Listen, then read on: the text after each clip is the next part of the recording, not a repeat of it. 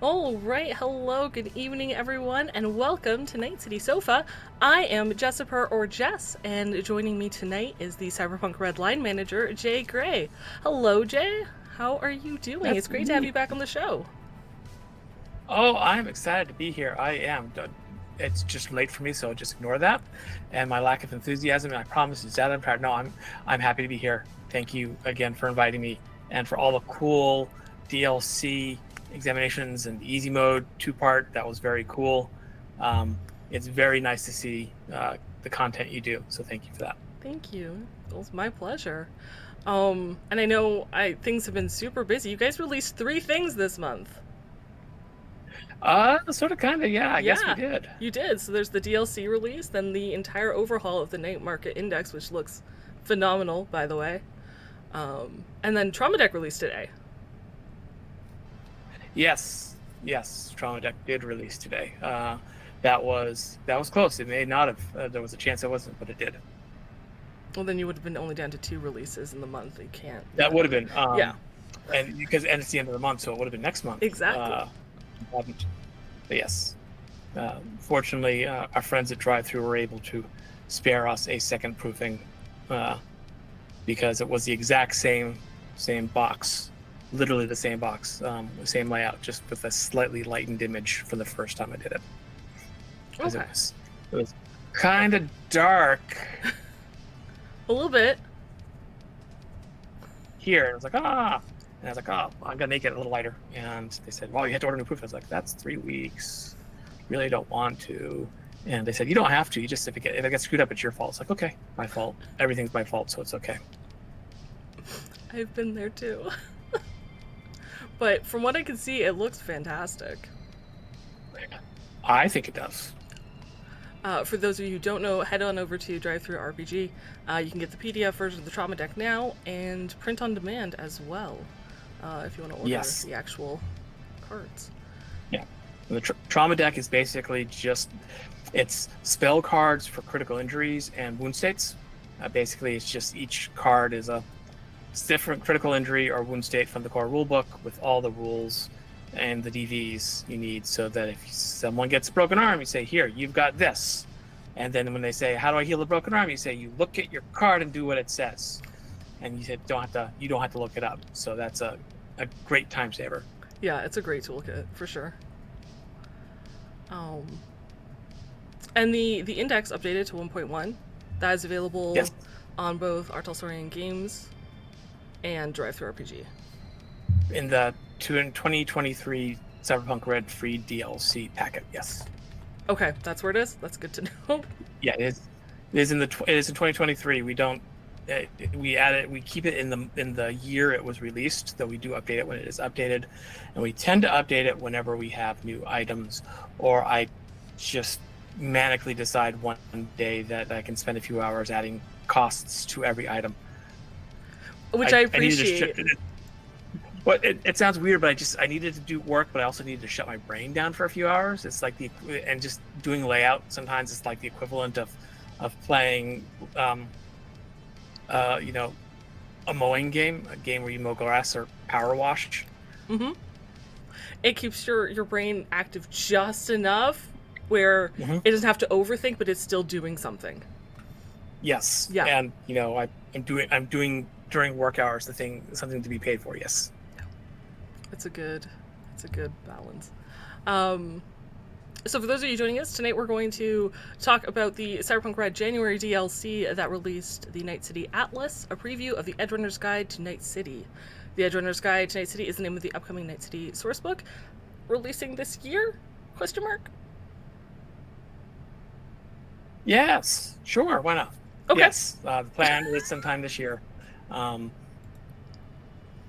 are subject to change. Always. I've equated to the books being like wizards. They arrive exactly when they are meant to. One does not simply walk into publication. Exactly. So, pending when the book wants to arrive, that's when it'll already be here. Well, yeah, I mean, hopefully it'll be fine. But, one of our printers is in Canada, and As of Sunday, that's going to be weird. So who knows what's going on? And we will be constantly, I suspect, rejiggering our plans based on who's thinking what, doing where, doing what in the next year. But Yeah. hopefully, yes. Hopefully, we will be. Also, one of our biggest distributors is in Canada. It'll be fun. And one distributor is being sold. It's a very. Yeah. My point is, it's a very fluctuating time in the industry. So next year is gonna be a fun ride. And a few years ago, COVID screwed all the printing up as well. So it's been difficult for you guys, or just like for anyone just printing and distributing anything. It was. We don't print off of the continent, so all printers right now are in the U.S. or in Canada, with the exception of our GM screen printer, who's in Germany, I believe. And so we don't tend to get caught up in overseas shipping, but the problem is our printer, during COVID, they couldn't get supplies. Like literally, it would be like we wanted to stock paper. Nope, we couldn't get that paper from China. Well, can we have this paper? No, we can't have this paper. Oh, we'll take whatever paper you have. We just want paper. Like, okay. Actually, we got a nicer paper for a better price because of it. But point being is that it screwed everything up. And also, they were suddenly getting a lot more work. And so finding windows where they could print for us was harder. Well, hopefully this is a little smoother, maybe. Either way, no, we're all excited for its release whenever that release happens. We too are excited. No, honestly, I am. This is going to be the original Night City book is one of the best setting books of its time, and in my opinion, the best modern / urban / near future setting book of its time period. So I know that there's a lot to live up to, but I think our writers did a really good job. We had some amazing writers on this project, and they really worked hard on it, and they really thought about their districts and what was there, and they really focused, and we got some great stuff. I'm looking forward to reading all of it. And in the meantime, for now, we get a little sneak preview with this DLC, which is fantastic. So before we get into it, just as a last reminder to those of you in chat, and I can see chat popping off in the side there, if you have questions or comments, you can post them. I will do my best to get to those chat questions if possible. I have a lot of my own, so I make absolutely no guarantees I will get to any of them. And I'm going to be prioritizing questions about the DLC above anything else, as this is a DLC review and an interview at the same time. Cool. 1 second. Sure. They're all being just buzz because I pinged a server, and now I'm telling them that it's not the right channel for it. Hey, everybody, it's not the right channel. Please don't gunk up the channel with more time. One ping does not gunk up the channel like 20 comments about the ping. Okay. Let's go. All right. So, the Night City Atlas, written and designed by J.K.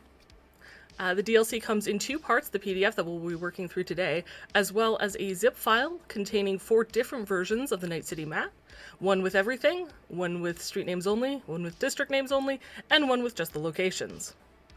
I love that there are various versions of the map, not just for what you need, but for someone like me who gets overwhelmed when there's too much information that I'm looking at once, especially when it's all new. Having like options to break it down and just be like, oh, this first. I could just focus on this before adding it all was fantastic. What was like the thought process to create 4 different versions? Okay, so no matter where I placed a district name, it was going to be in front of a street name. So I wanted to have a map that was nothing but the street names, so that people can go in and see all the street names. I spend a lot of time putting in those street names, so I want people to see them all. I know people want to see them, so that's there. And especially in smaller districts, all the location tags tended, at some point or another, the location tags would be in front of the street names. Location tags would be behind district names. So I wanted a location tag map with nothing in front of it where all the tags were visible. So basically every time I looked at it, I was like, oh, if I don't put out separate maps, there's going to be something obscured. And if you look at the overall, it has everything mapped. There is always something obscured.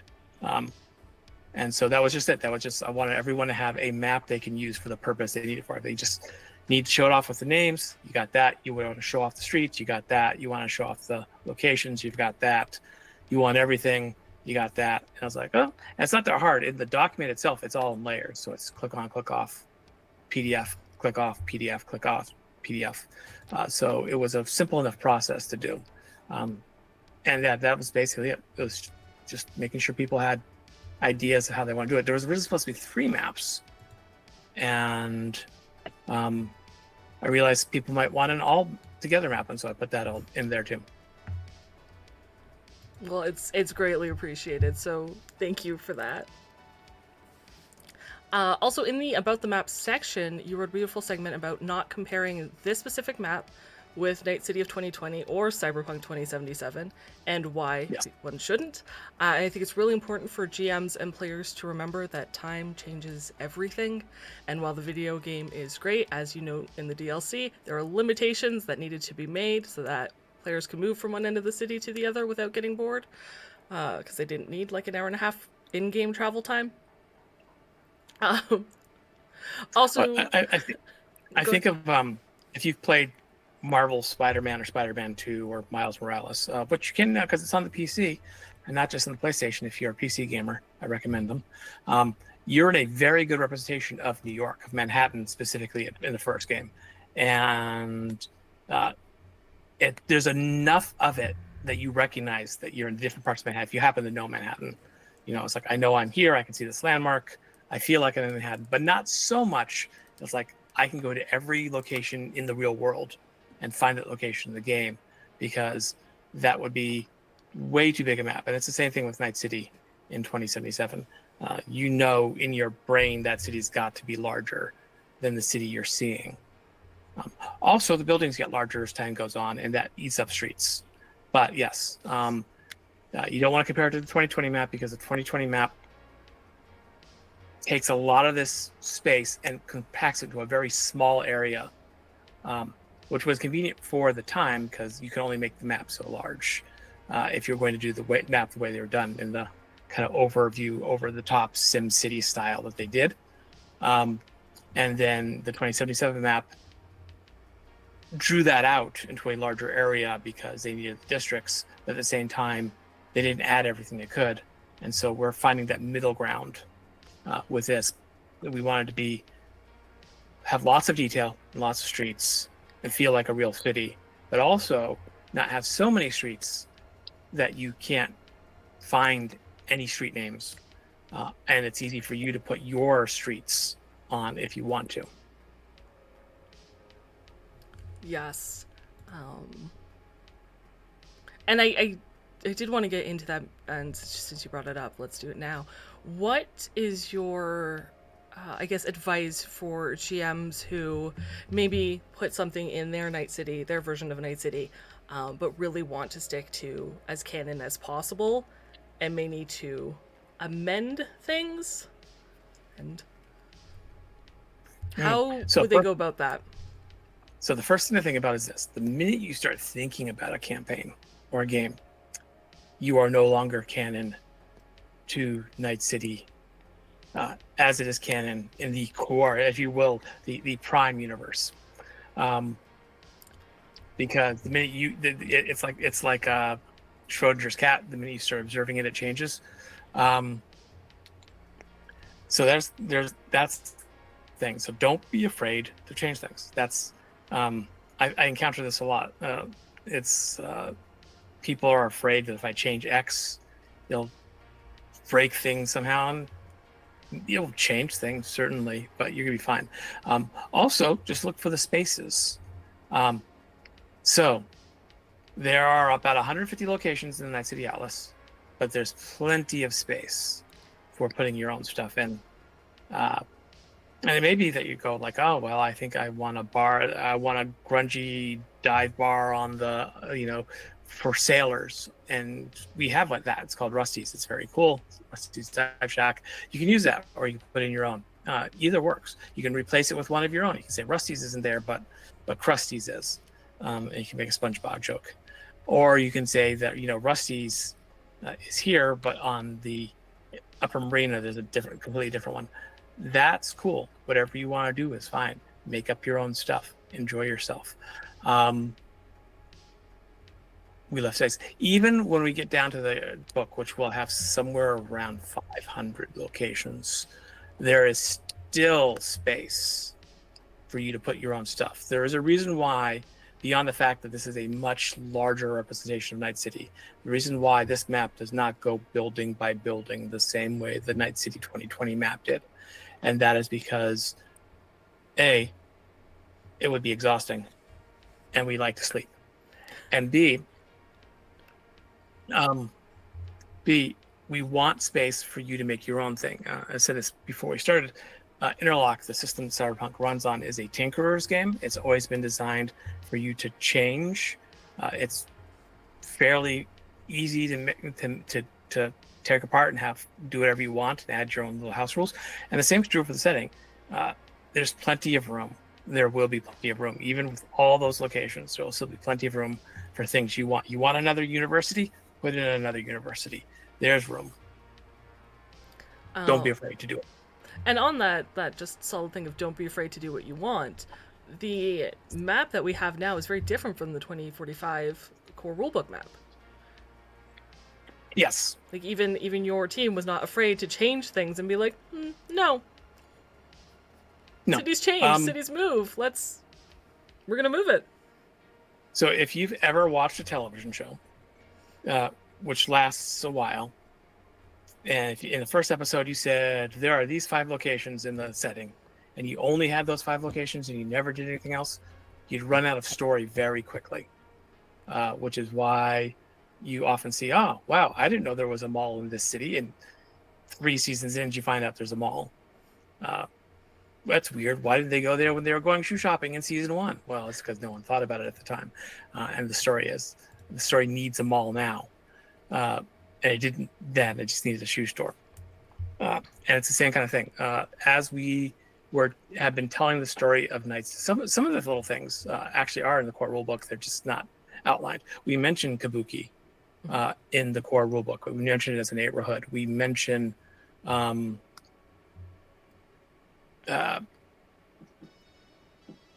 few. There's another place we kind of hint at in the core rulebook. And as we go, we're telling stories and we're saying, oh well, we've noticed that this is there and that's there, and we have to kind of think about how we get to the 2077 map and what story does that tell. And so we just came up with stories as we were trying to decide why Haywood is no longer to the east and is now on the island. We were thinking, well, what if the island got really nice and they just said, oh, thank you for making it really nice, here's all your reward for your hard work is we're gonna come in and buy up all the land and kick you out. And that tied into, we wanted to do something with the reclaimers in Night City, and so we put in the reclamation zone. We talked about how the Thalos were running the port, the Thalos nomads. We're like, well, the port's probably in South Night City, and they're not going to be working for the government there. They're going to want to do it themselves. And so we put in the port of Night City. Charter Hill was literally a question. We said, hey, where do you live if you want to be in the executive zone, but you can't quite afford to be in the executive zone? And so Charter Hill came into being. They all have a story, and it's either a story we've already begun to tell and we needed to tell more, or it's a story that we needed to tell in order for the setting to make sense over a timeline, or it's just a story that came up as we were writing. The Haywood Docks are a great example. uh, it, we had an idea of the docks being in the upper marina, and then we're like, well, but we have this canal. Why do we have a canal if everything's in the upper marina? Because there's a little China between the upper marina and the canal, and we're like, oh, so the docks, there must be a separate dock section right near the industrial zone that they dug the canal to take advantage of, right? And so that's there. But yeah, the map's different. The shape is the same for the most part. There's a few small changes, but we kept the shape, and that is the big important thing. And you can think of things like downtown is kind of part of Little Europe, but it's its own district, and the Port of Night City and Reclamation Zone are part of South Night City. So we just zoomed in more, if you think about it that way. I like that. Speaking of zooming in, I'm going to backtrack a little bit back to the Sure. map. Because and I'm going to try not to spend an hour on the street names, though I could, because there's so much there. There are a lot of street There names. are a lot Many of so many street names. I'm going to change screens very quickly. Oh, I didn't change the thing on the other thing. I knew I forgot something. I'm going to troubleshoot this really quickly. But as we zoom in on these wonderful street names, I know there are certain ones that are clearly world related. Yes. Like we have the Del Coronado Overpass, Morro Rock Boulevard. There are also character named streets. We have Anderson Street, Blackhand Drive, David Ling Poe Road. I noticed. There's also streets after the writers of Cyberpunk Red content, all over the place, scattered throughout. Yes. And I feel like there's other Easter eggs around for Yes. these street names. There's hundreds of streets on that map, and they all needed names. And the first place I generally turn to is the 2077 map, and where it made sense, I matched names there.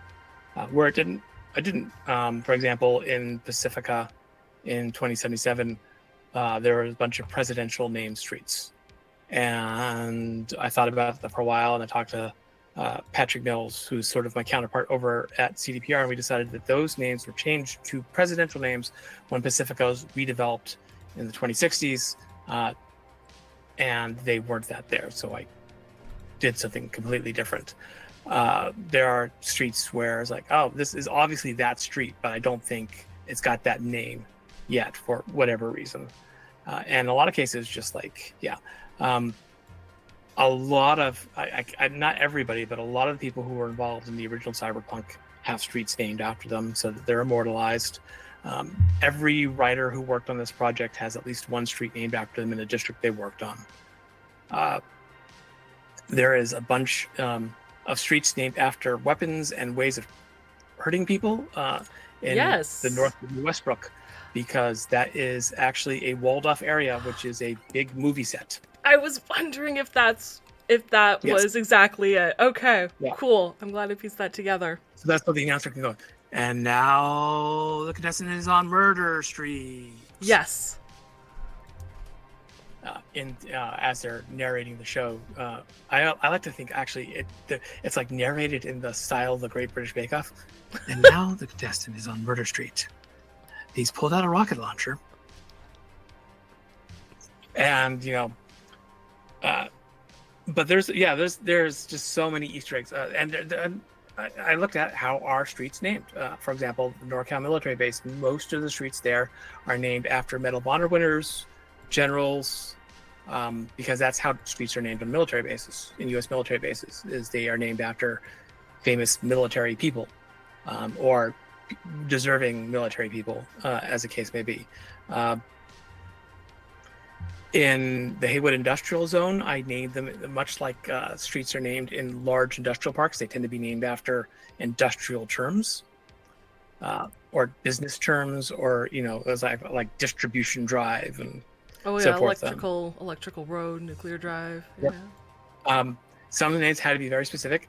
I had to make sure that the Armory, which is where 6th Street hangs out, it was on 6th Street, to explain why they're called 6th Street.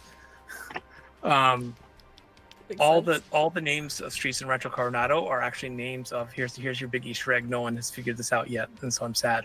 Are named after streets in Celebration, Florida. Celebration, Florida is literally a town that Disney built, Okay.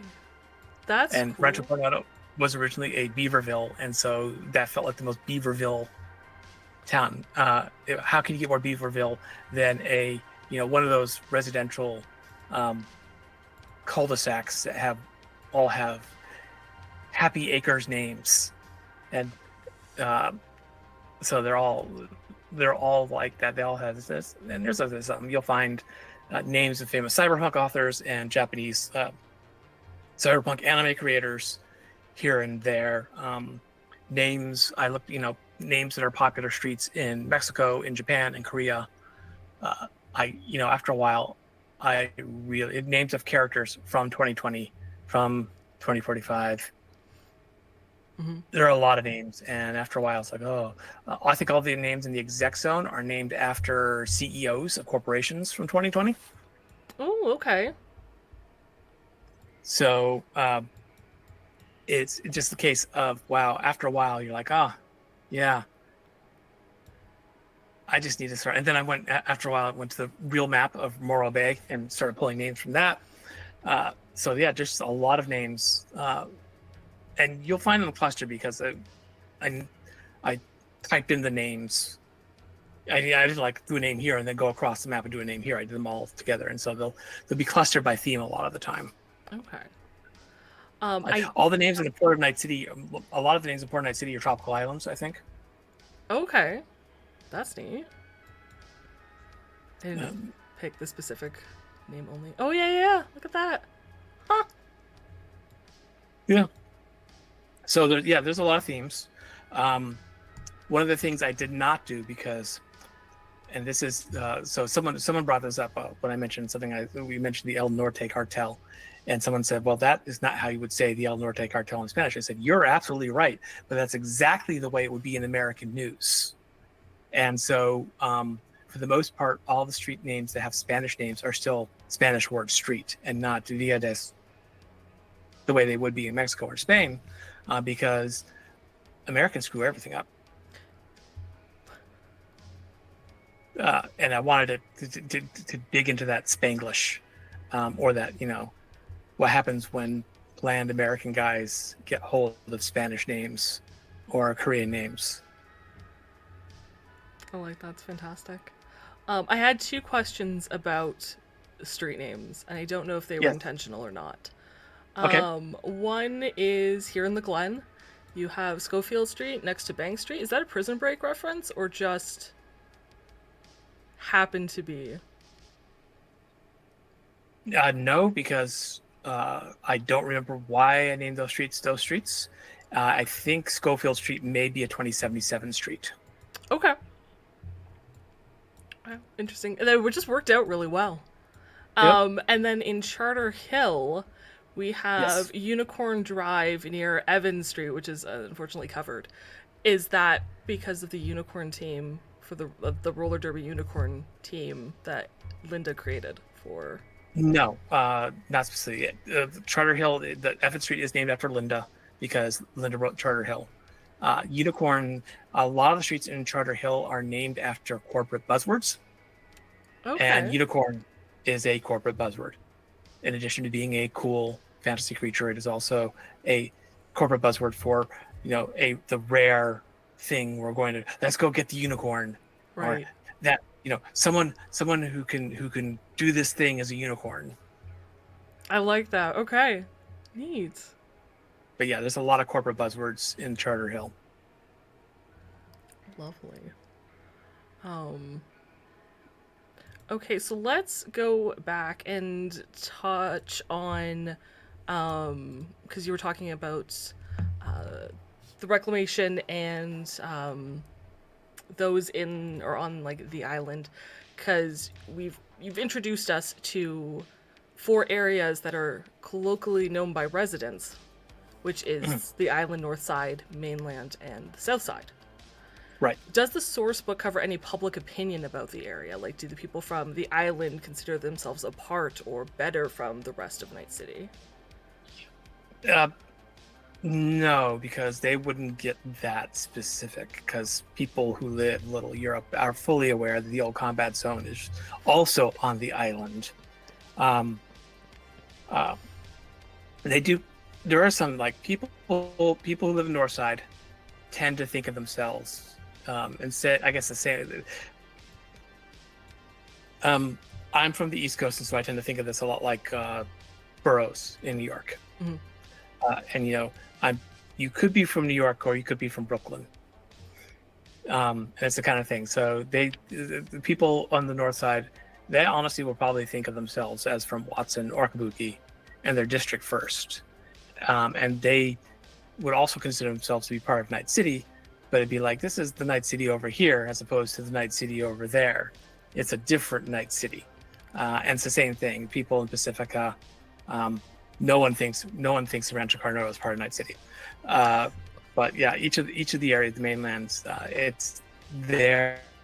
They think of themselves either as a district residents, or as their own separate little city, and that's part of the charm of Night City. Night City is lots of little cities all smooshed together. Very true. I love it.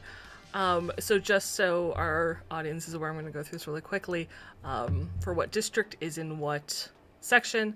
So with the island, you probably guess which ones, but the districts here include Little Europe, the Upper Marina, Downtown, the Hot Zone, Little China, University District, South Night City, the Glen, Old Japantown, Port of Night City, Reclamation Zone, and the Old Combat Zone. A lot of it Yes. is on the island. Yes. North side is the section to the north of the city, is the north part of the city, and the districts include NorCal Military Base, Watson Development, and Kabuki. And I note that this doesn't include New Westbrook, which is one of the districts considered part of the mainland. Is that because of how Right. far down it stretches, or? Essentially, it's in our mind there you hit that border right roughly where Kabuki is, and from there also if you look at the 2077 map, there's kind of water. The canal extends up through between Kabuki and Old Japan and Japantown, or some waterways do. So that is just New Westbrook is just part of the mainland. The mainland is everything east, and so that is east. So then the other districts, of course, make up the mainland are Charter Hill, the Executive Zone, Haywood Docks, North Haywood, Haywood Industrial Zone, and Santo Domingo. And then Right. on the south side, which is the south of the island, written as one part vacation spot, one part urban wasteland, which I love, contains the districts of Pacifica Playground and Rancho Coronado. Yeah, we're Pacifica. In my brain, is heavily not to the point where we have giant skyscrapers in Pacifica, but Pacifica is kind of in my brain. It's like Dubai, where you have these amazing construction, beautiful, rich things, and like you just walk a block over, and it's just trash piles. Yeah. No, it's very But yeah. apt. I like it. Yeah. Anything? Oh, sorry. Go ahead. And then the Badlands, Morro Rock is not a district. It is technically outside the city. It belongs entirely to Orbital Air. And the Badlands, we will also be covering Morro Rock and the Badlands around Night City, including a town that's on Laguna Reservoir. Oh, cool. Okay. And so that will be added in the source book whenever that releases. In the source book, yes, there will be Beautiful. 2 towns.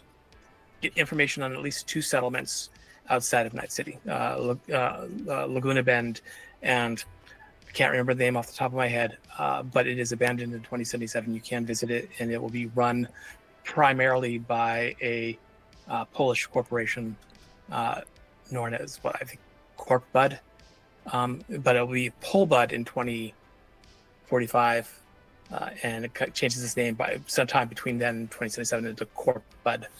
Which is a Polish company that in 2045 is primarily mining and making cement. Okay. Very neat. It'll be fun to read about. And speaking of specific locations, that's what I'm going to get into next. Unless there's anything Sure. else you want to mention about the districts or Um, anything we've covered. it's very cool.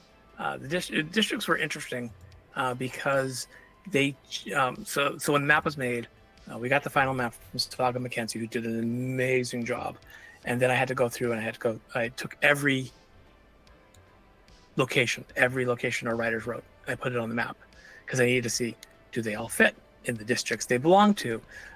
Does it make sense? And I think I had to change the borders of 3 or 4 districts in order to make things make sense. So the districts have changed, and I think that's indicative of how the districts actually work in the real world.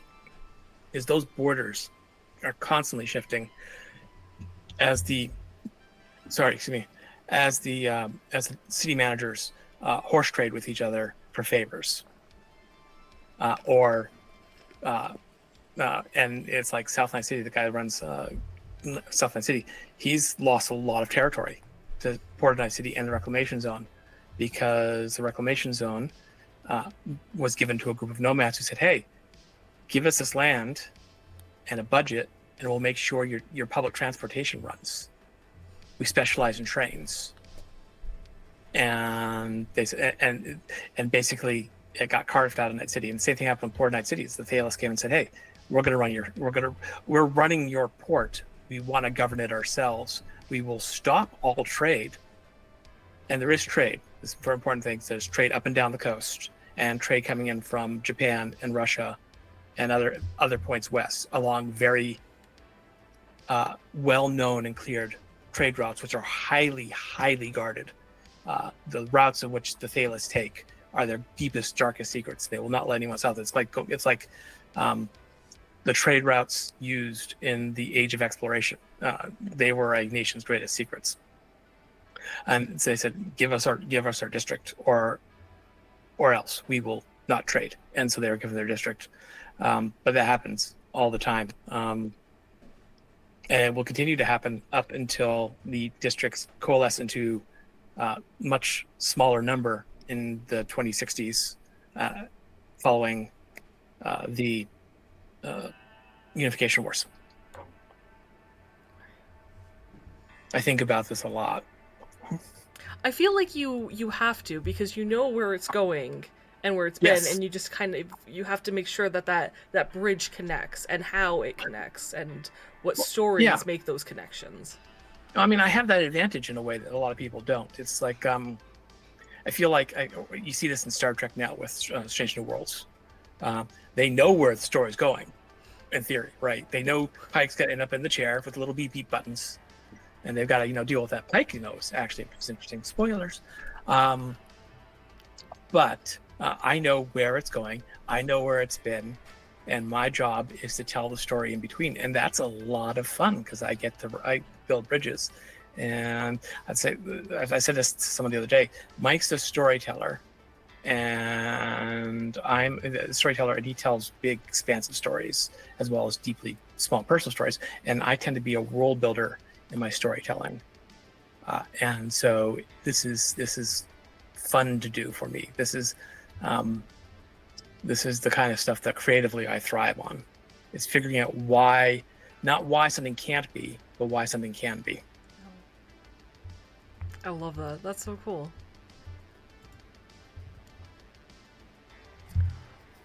Okay, so let's talk about the stories of the various locations. There are over 150 in this DLC, not to mention the 51 gangs on the last 2 pages. Oh gosh, you counted them? Yeah, I did. Wow. I was curious. I was like, how many are there? And I know we could spend hours talking about every single location, so we're not going to do that. I've picked 1 or 2 from each district where possible. So I've generally got a question for you about them, but if there's anything else you want to add, or add about one of the locations that was released that I'm not asking about, feel free. Also, as part of the review, just a reminder to our audience, when you look at the DLC before you get into the list of locations that's found within it, each district has a description of the area, as well as this beautiful gray square of information, don't skip it, regarding the district city manager, how they were elected, which I really love that addition, not just here's the city manager, but here's how they got in power, because that's very important. The district security provider, and the prominent gangs present in the district. And so I just want to say before we start, I did a count of this the other day because we were having a conversation. We have a Discord server specifically for the writers of this project, and this came out, and Melissa Wong said something. And I said, Melissa, you realize, I think she was feeling a little down, honestly. I said, Melissa, you realize that like there's 150 locations, I think. I did a count. You did 40. You made up 40% of the locations in this. And she said, no. And I said, like, I made up 5. Literally, just I can only claim 5 things that are only mine in this that came from me originally. And you know, I touch everything, but and she's like, oh, I feel better. So you have Melissa Wong among others, and James Hutt. A lot of this is James Hutt. Melissa and James for these locations. Very cool. In regard to a local governance of two city managers, how does the system influence the power dynamics and unique character of each district? They kind of speak to it. For example, if you see, you'll see elected by property owners fairly often, and that just tells you that is a place where people actually own property. That's important. If you can claim property and you have enough people that you feel like you can have voting, and this goes back to like early America, only property owners who were white and male could vote. Here it's only property owners, and you have to be able to, you know, these are areas where for the most part it's an established bureaucracy. So you can say, hey, no, I own this property. Here's my proof of ownership. It's filed with the city. And I have enough power that I can vote. In other cases, they're appointed. And that tells you whoever they're appointed by, that's the power behind the throne. And they're not, that person has power, but they only have power because they're given power by a corporation or a gang. Mm-hmm. Sometimes they're self-appointed in a couple of cases. And sometimes they're like David Ling Po is the city manager of Little China. Mm-hmm. He was appointed by the Little China Redevelopment Association. Guess who the head of the Little China Redevelopment Association is? The founder and head of it is. It's David Ling Po. The Glen, it's the first time I think we've really said, hey, Night Corp has power in 2045 because they appoint the city manager in the Glen. So each of them is slightly different. The Adrian Cassell is elected by the local family heads in Old Japantown, which tells you that there are these. We don't really mention it much here, but there are these prominent families who refuse to leave their homes in Old Japantown, and they're the center of what little power remains. South Night City. Garvin Hackinson, who was the deputy mayor in 2020, is self-appointed because he has made enough deals and enough money. You pay for your council seat. You get your council seat if you can pay for it. That's how it works. If you want a council seat, you have to pony up a certain amount of money. We're never going to say how much money specifically, because we'll say it now and then 5 years from now it'll be a ridiculously small amount. But you pay a large amount of money, and if you're elected, it's probably coming from the property owners who are all pooling their money together and then paying for that seat and then electing someone to sit in it. Because the city manager is also either there on the city council or their appointed representative is. Garvin Harkinson has made enough money or got enough people to owe him favors that he's put together the funds to keep paying for South Night City. You have the base commander, the general in charge of the NorCal military base. Watson is the only place where there's a manager, I think, elected by general election.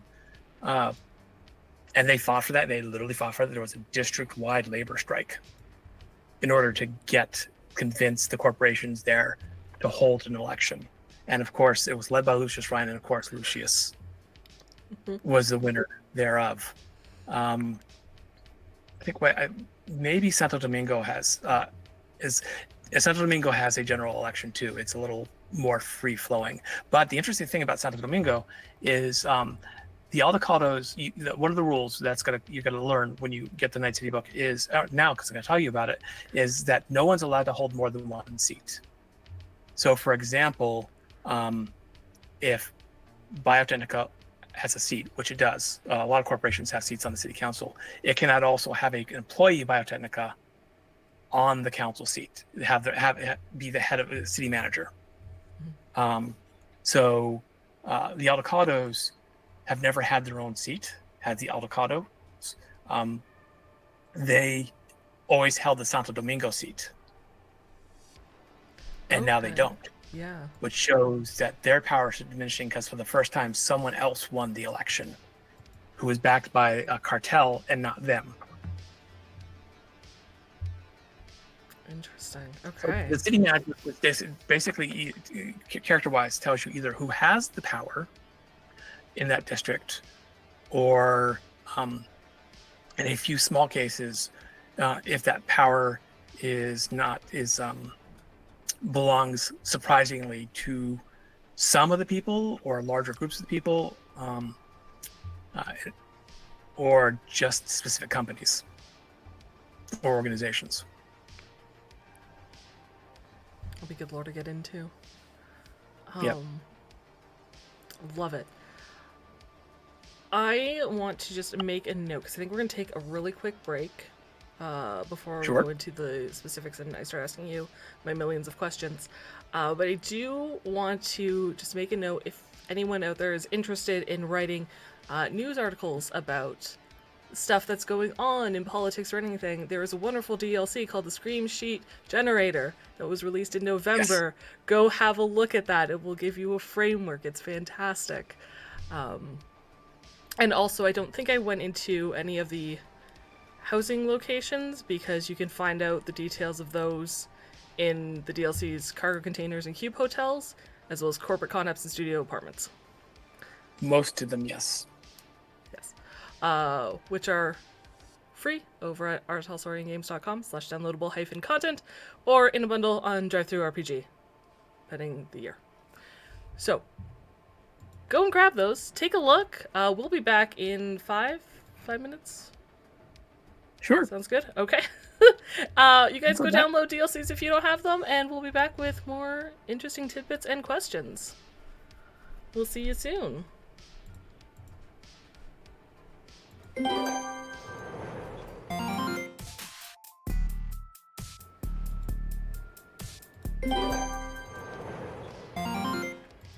All right, welcome back, everyone. Thank you for waiting with us through the break. I am Jess. I'm here on Night City Sofa with Jay Gray, line manager for Cyberpunk Red. Hi. This second half, we're going to start by examining some of the specific locations in the DLC. If you're following along with the Night City Atlas, we will be going in order, at least of the districts. And yeah, we're going to take a start with Little Europe. Sure. So, the Holy Angels Church, described as a Catholic church run by Father Kevin and Father Paul, known far and wide as neutral ground in Night City. So my question for you is, what happens when that neutrality is broken? Is an example made? And if so, who sets that example? Father Kevin's getting a little long in the tooth. He was known for being able to pick up and throw people out of his church himself. He's not quite as capable. Sixth Street keeps a contingent there to help keep the peace, which is why Sixth Street has a presence in Little Europe. I think that's mentioned in the core rule book.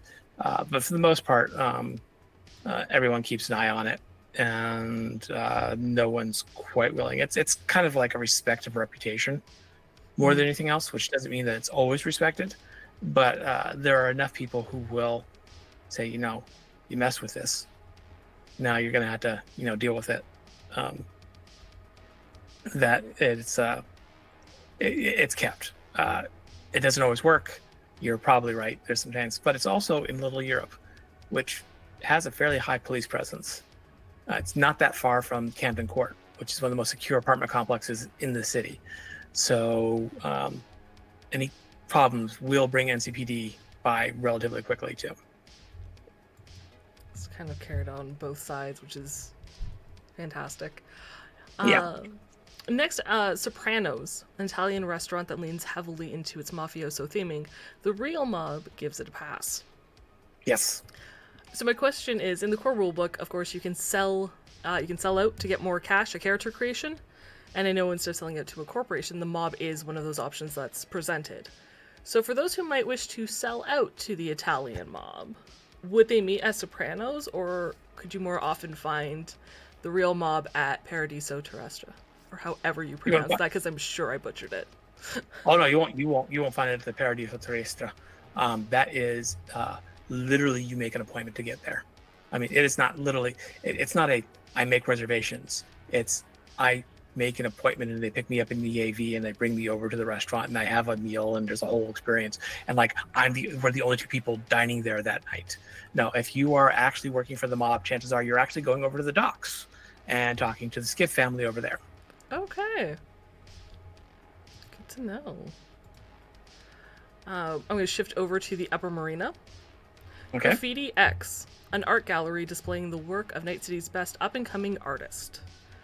I would love to know more, but let's start with what rank, say, Rocker Boy, would you need to have their work displayed in this gallery?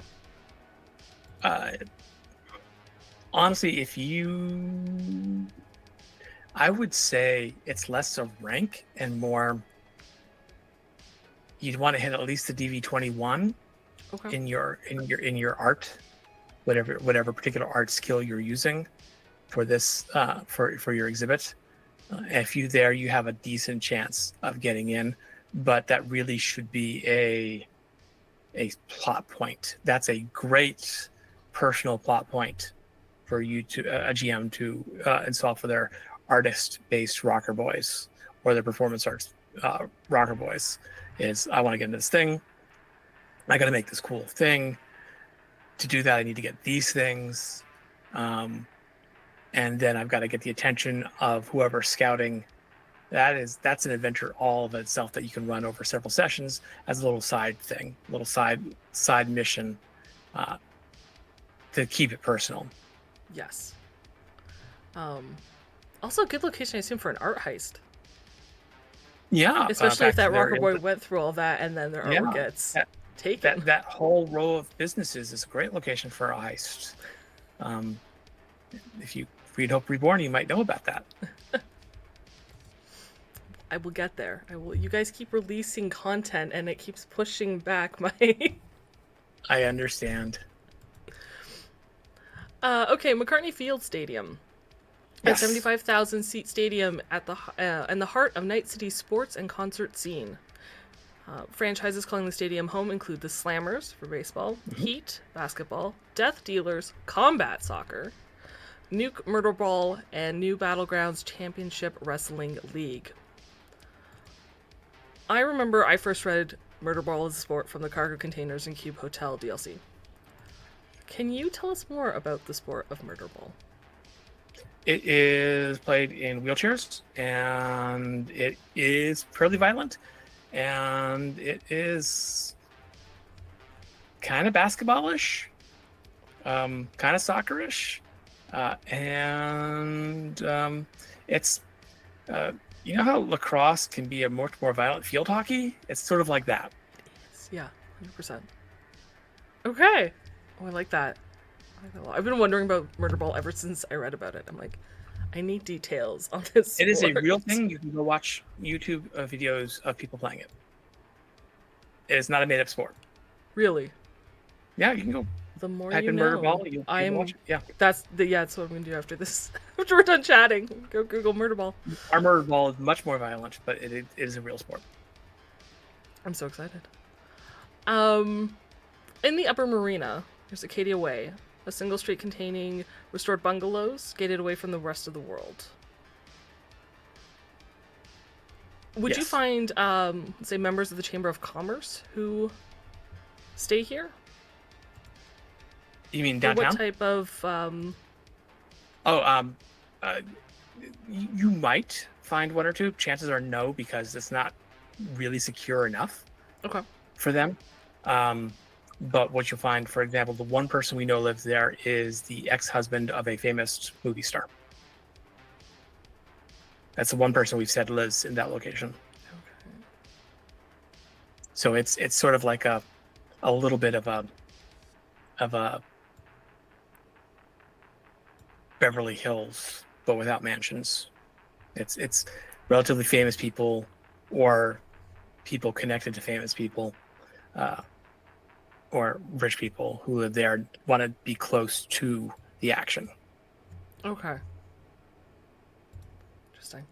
But if I were on the Chamber of Commerce, I wouldn't let anybody know where I lived. That's smart. It's very smart. Um, the Cortex Complex. Yes. An ugly office building that vaguely resembles a human brain. Yes. Home to Jack Skrzkowski? Hmm. Cool. Real estate and Discom, an industrial design firm. Yes. Discom does make an appearance in the core rulebook as one of the Scream Sheet missions. So I Yeah. suspect we'll get... Mhm. Yes. Yes. It does. I was trying to big break. Maybe I can't. I think that was that with where you're helping out a a Hello Cutie uh, uh, retrofitting artist, JZK.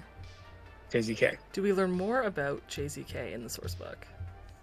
No, Okay. it didn't work. Discom, she wasn't working for Discom. Discom was trying to steal her work. So, Yes.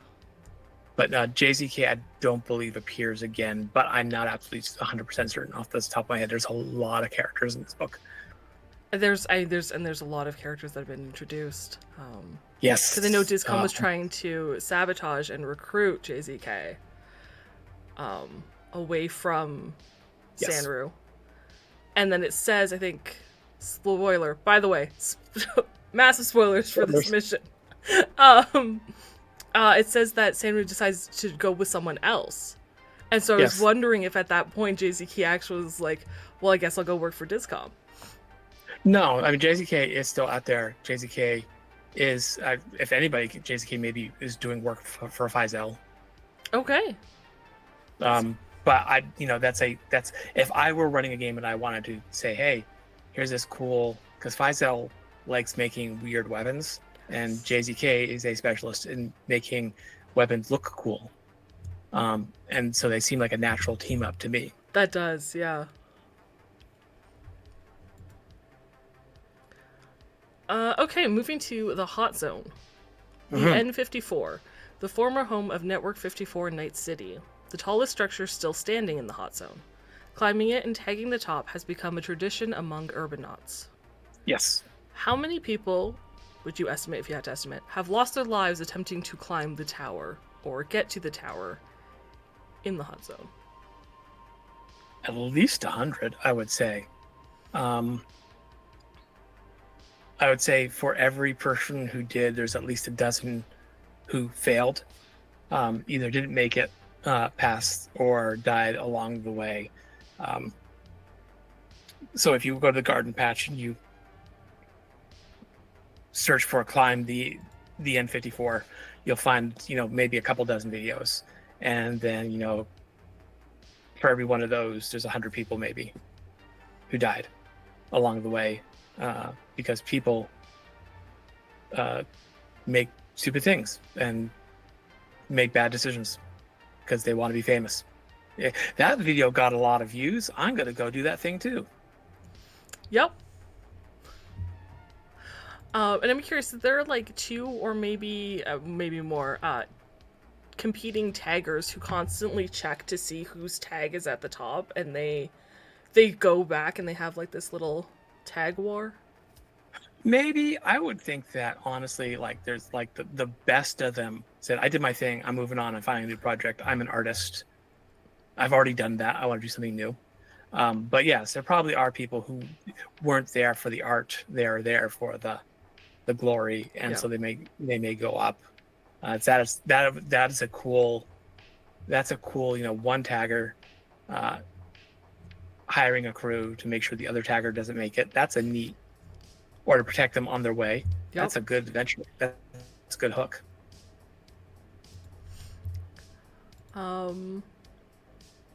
Okay, let's move on to Little China. Okay. Is it Guangbo Tower? I think so. I have never actually heard it pronounced aloud. Cool. So I'm not going to try and mess it up. I should probably ask Melissa how she pronounces it. I'm sorry if I butchered it. Yeah. No. It is a symbol of Little China's aspirations for the future. This restored tower houses a number of organizations and businesses, including the Lingpo Public Library and Vertex's Virtuality Venue. Yes. Big fan of alliteration, by the way. Love that name. My question, however, is about the library. Because Yes. I know under the media role, one of the options of what type of, publication do you do? It's books in quotes. I know Nostradamus has the largest collection of real books that have been left. But are hard books still printed? What does the library look like in the dark future? There aren't many. The Lingpo Public Library looks like a lot like a library. If you took a library and put it into a office, in the middle of a big building, like imagine your standard. I go visit the lawyer or the, and it's been turned into a library. It's a lot like that. Like it's like one of those weird things that doesn't quite work right in your brain. It's like when you go to the dentist and they're in a mini mall. Yeah. So like that, and there are not a lot of hardcover books or print books. It's all done on plastic in 2045. Okay. By 2077, it is actually back to paper because of advances in stuff Biotechnica is doing with trees and wood pulp. Like literally, they're just like growing the pulp by 2077, I believe. But in 2045, it's on thin plastic paper, and this is a show of wealth that David Lingpo can collect all these physical books and not hoard them, but share them with the community. It is, and that's something that happened a lot during the late 1800s and early 1900s, where as the middle class and the working class got more free time because of automation requiring them to work less, and as they won more rights, the wealthy were very concerned that they would go do immoral things, so they sponsored these libraries. And also it was a cheap way to make yourself look good. Yep. So that's what this is. This is David showing off and saying, you can't have these things, but I can give them to you Because I'm kind and I want you to experience it as well. Yes. Of course. So the plastic paper that you mentioned, that's the same that Scream Sheets are printing on? Or is that different? At this point, yes, it is. In 2020, the Scream Sheets printed on fax paper. In 2045, if you're printing Scream Sheets, you're printing them on essentially, kind of like if you've ever seen a transparency in an overhead projector. Yes. A bit like that. I grew up with those. Okay. Because trees are rare, but petrochem and Sov oil are still drilling for oil. So makes a lot of sense. Yeah. Next, speaking of David Lingpo, we have the Prosperity Gardens tenements. Yes. A block of mixed-use apartments holding way too many people. And for mysterious reasons, it is also one of the safest places to live in Little China. Now, I know it says for mysterious reasons, but... And they are mysterious. Okay. Are so they? Because I'm sitting here going, I'm like, David Lingpo's the city manager, who controls the gold dragons for the security for Little China, and runs the Wang Fang Tong major crime syndicate. Mm-hmm. So is it a mystery, or is it just nobody wants to upset? It has nothing to do with David or the Gold Dragons. Okay. I'm not going to get too fast about it. So in game writing, world building, we, at least for Cyberpunk, we have something literally call them mysteries, and these are questions we are never going to answer in a book. That is because they exist for GMs to answer however they want. The minute we say an answer, it becomes the answer, Right. and it invalidates a lot of other answers. We want this to be, it's a plot hook. It's a living plot hook. And so this is one of the examples. We make some allusions, I believe, in the writing to why the tenements are safe. Not super pleasant because they're overcrowded and they don't always have water. But they are, you're not going to get mugged there, and you're not going to get gutted there. And we don't say exactly why. We just give you enough of a hook that you can say, oh, well, it has to do with X. And then you can expand from there. Enough to create inspiration for GMs to Exactly. make their own. I love that. Okay, moving on to Princess Land. Princess Land in the University District. Yes, the University District. An abandoned carnival themed around an old animated show, now home to the Princesses of Justice. The name of the animated show was Princesses of Justice. Sorry? The name of the animated show was The Princesses of Justice. Beautiful.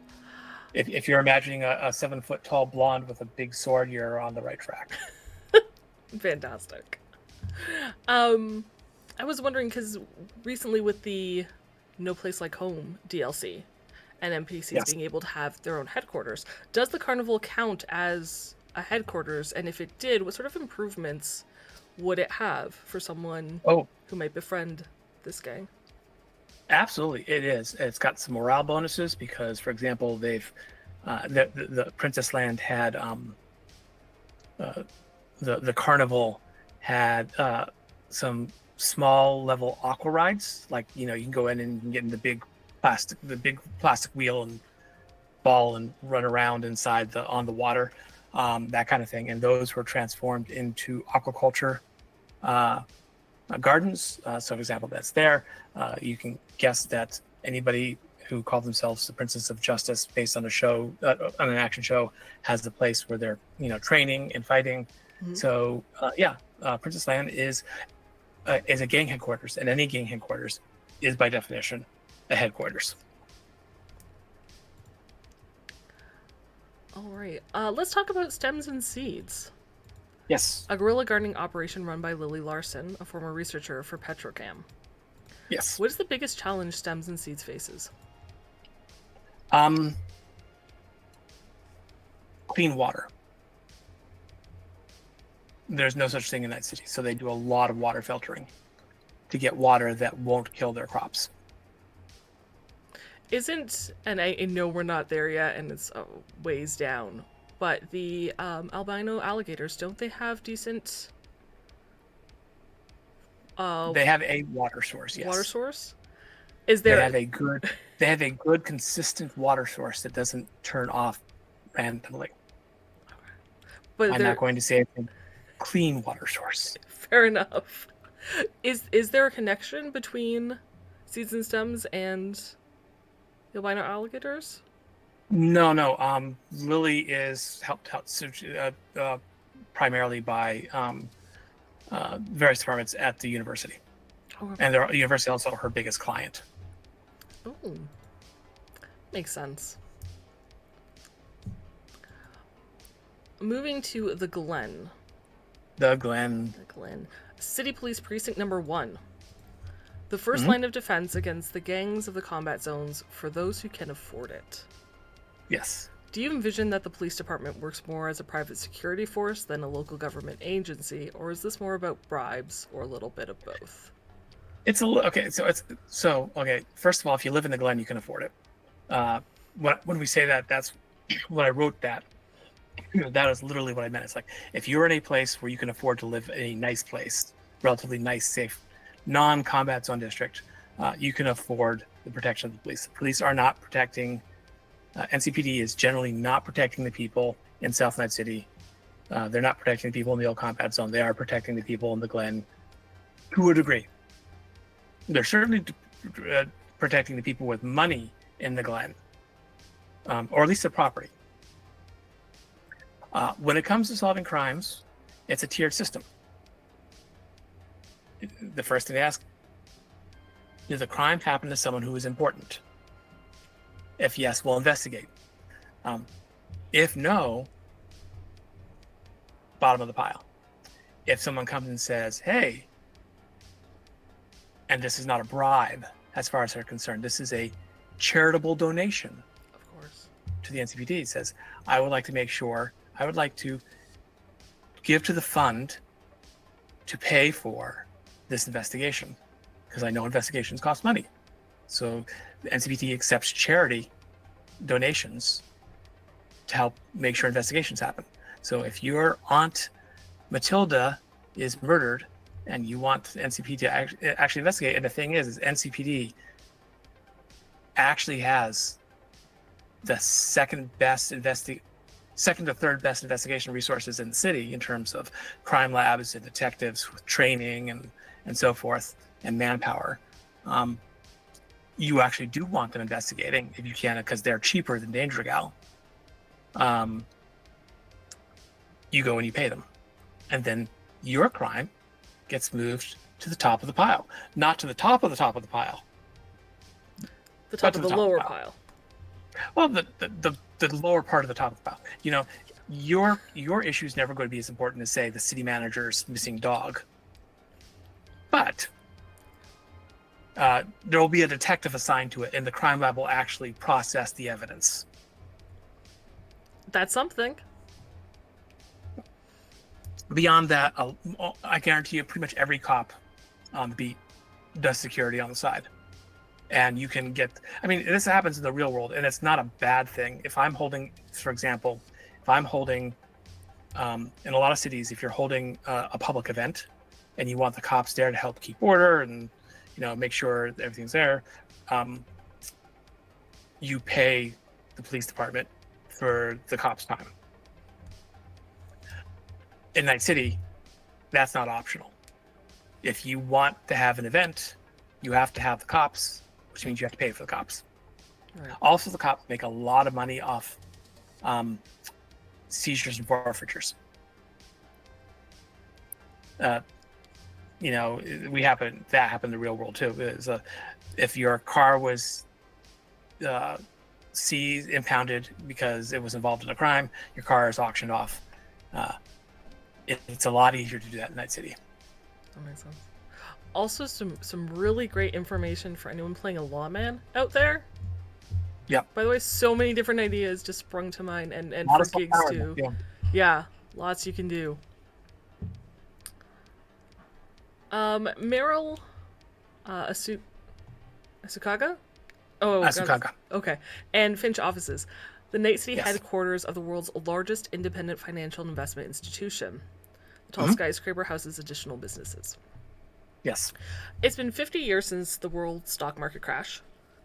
Do people still trust financial institutions? Or is it more of a youth trust and the older generations kind of withhold, store under mattresses? If you want to play the market, you need you can't trade yourself. Without a worldwide spanning internet, you cannot trade. So we're going back to, say, the 1980s, when, you know, guys, the color jackets were on the floor going, buy, sell. If you want to buy or sell stock, you need someone to buy or sell stock for you, because you don't have access to the mechanisms for buying and selling stock. So yes, they absolutely have to trust them. And Meryl Asukaga and Finch, for the most part, for their clients, do the job they're supposed to do, because that's a good way to not do the job, a good way to go out of business, because these are very powerful people. You know, when some of your clients control their own private armies, you don't screw over your clients. They, in fact, usually did a very good job of staying neutral in all the corporate wars. That's impressive. Yeah. Not always the best, but, you know, even the third corporate war, there was some issues in the third corporate war, but for the most part, you know, they work for everybody. Let's move to Old Japantown. Okay, I mean, I don't recommend it. You probably shouldn't move there. Sometimes all you can afford. Um, Yeah. the Crisis Medical Center. A no questions asked medical center supplied with surprisingly advanced technology. Multiple corps use it as a staging ground to run medical experiments. Which So so many gigs like just sprung to mind based off that alone. yeah.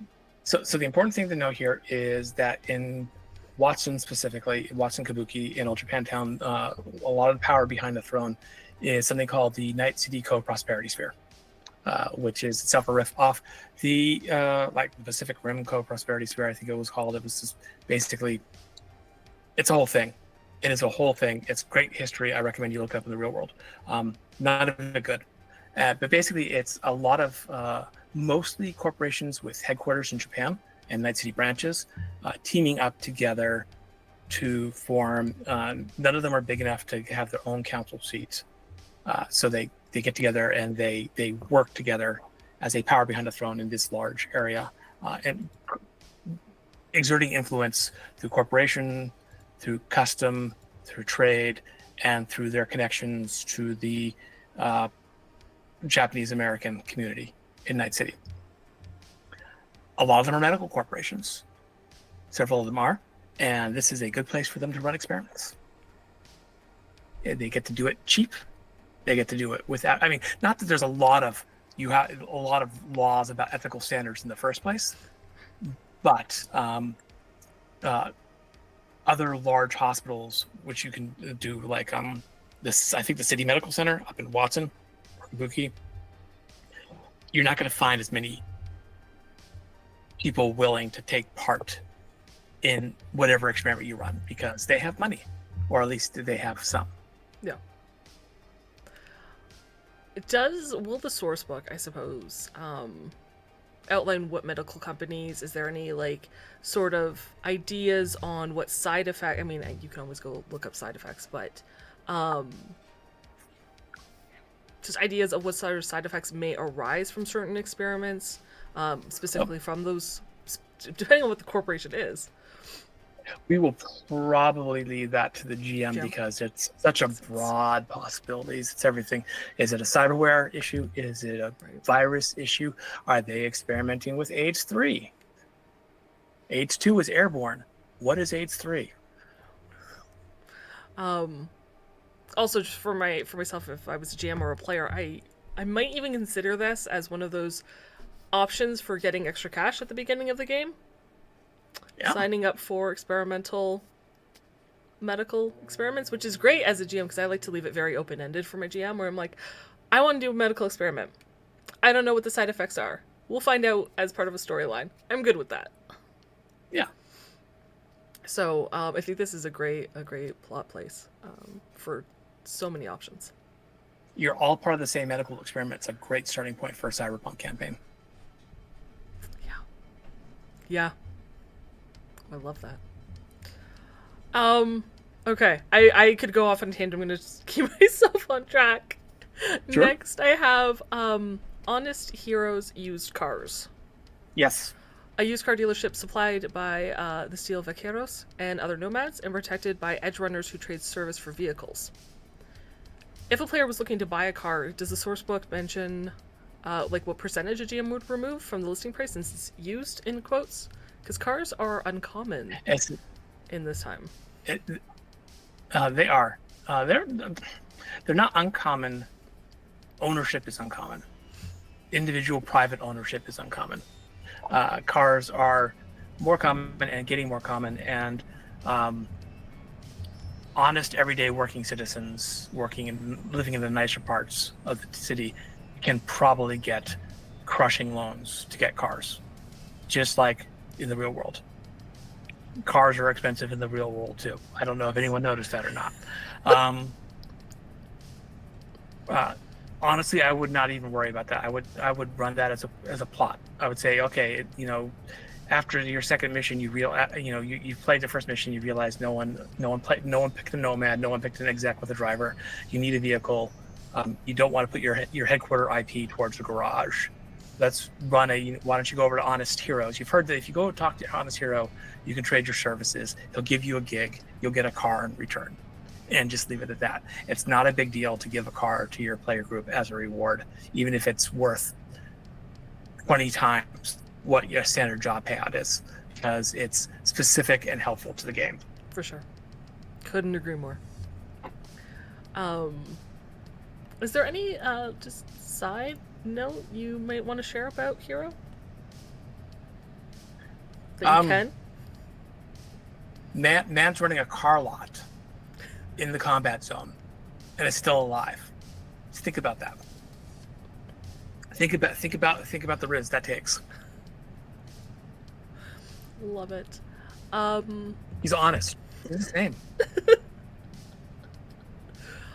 If you have anything you'd like to add about this next location, feel free. But I just wanted to point out that Mrs. Suzuki's bodega, that is there, the most secure and stable market in Old Japantown, known for being the only distribution point for the mushrooms grown by the Shroomers.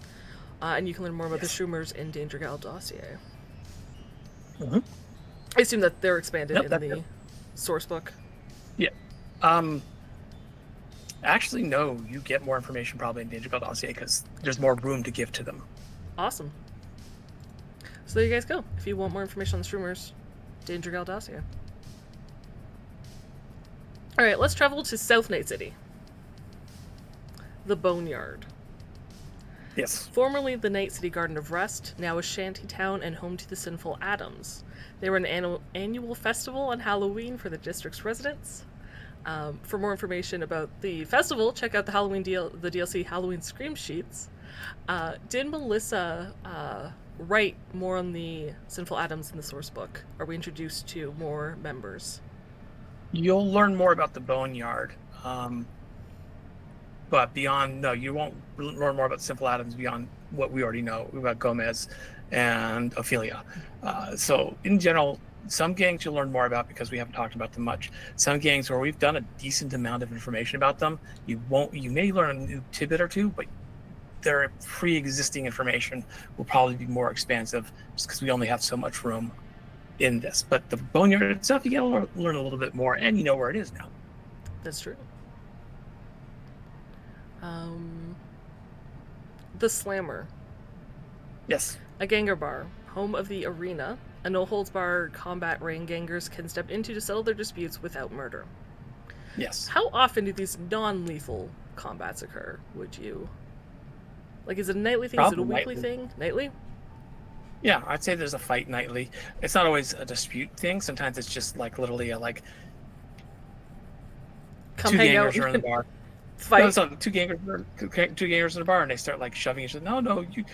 It's like, no. My cyber arm's tuned better than your cyber arm, and the bartender will go, "Hey guys, take it to the arena." So there's fights nightly, but they're not always these big, like, we are settling territory. Sometimes a lot of times they're just, we're settling a stupid thing, and this is better than having a bar brawl. I like that. If you guys are, by the way, I highly recommend if you're trying to complete your achievements for achievements and loot boxes, and you need a drink from every district, I believe, in Night City, go to the Slammer. Yes. Maybe catch an entertainment show. Absolutely. All right. The Port of Night City. Yes. Dock 13. Yes. The storefront and occasional night market of marketing genius Willie Mr. Maze. Yes. Who you can find out information scattered through a bunch of things. I'm curious, how many secret paths in and out of Dock 13 does Willie Maze have so he can move about unseen? All of them. As many as necessary. As many as Willie wants, and there's more every day. I would be scared they might be trapped, you know? Like... Yeah. Willie is an invention of James Hutt, and basically he is that guy. If you are of a certain age, you remember infomercials, there were two infomercial guys, and it's not the ShamWow guy, it's the guy with the beard, and that's Willie. I think his name was Billy. It might have actually been Billy Mays. And that's who this guy is. That's fantastic. Also, Flotsam. Yes. A small drift town just off the coast. It consists of several larger vessels run aground connected by smaller boats, rafts, and walkways. The Randy Dandy, a mobile bar, often docks here. I think this would be a fantastic place to live. If you're a player in a crew, this just screams opportunity. Um, and given that it's connected by smaller boats, like if everybody in your crew had a boat, would it be possible to turn it into a crew headquarters for those Oh, boats that absolutely. link? And when the So Randy Dandy docks, would that count as a morale boost while it's there? Like an extra level? I mean, that's up to the GM.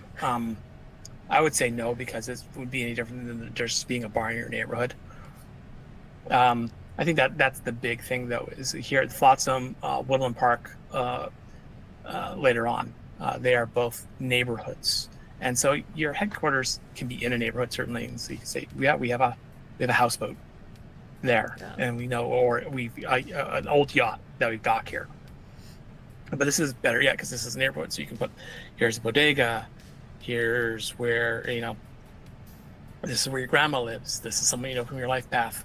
It is a chance to make a part of Night City that is uniquely yours, and to have constant connection with, that really creates a grounding for your netrunner, your edge runners, and is great to blow up and really make them sad.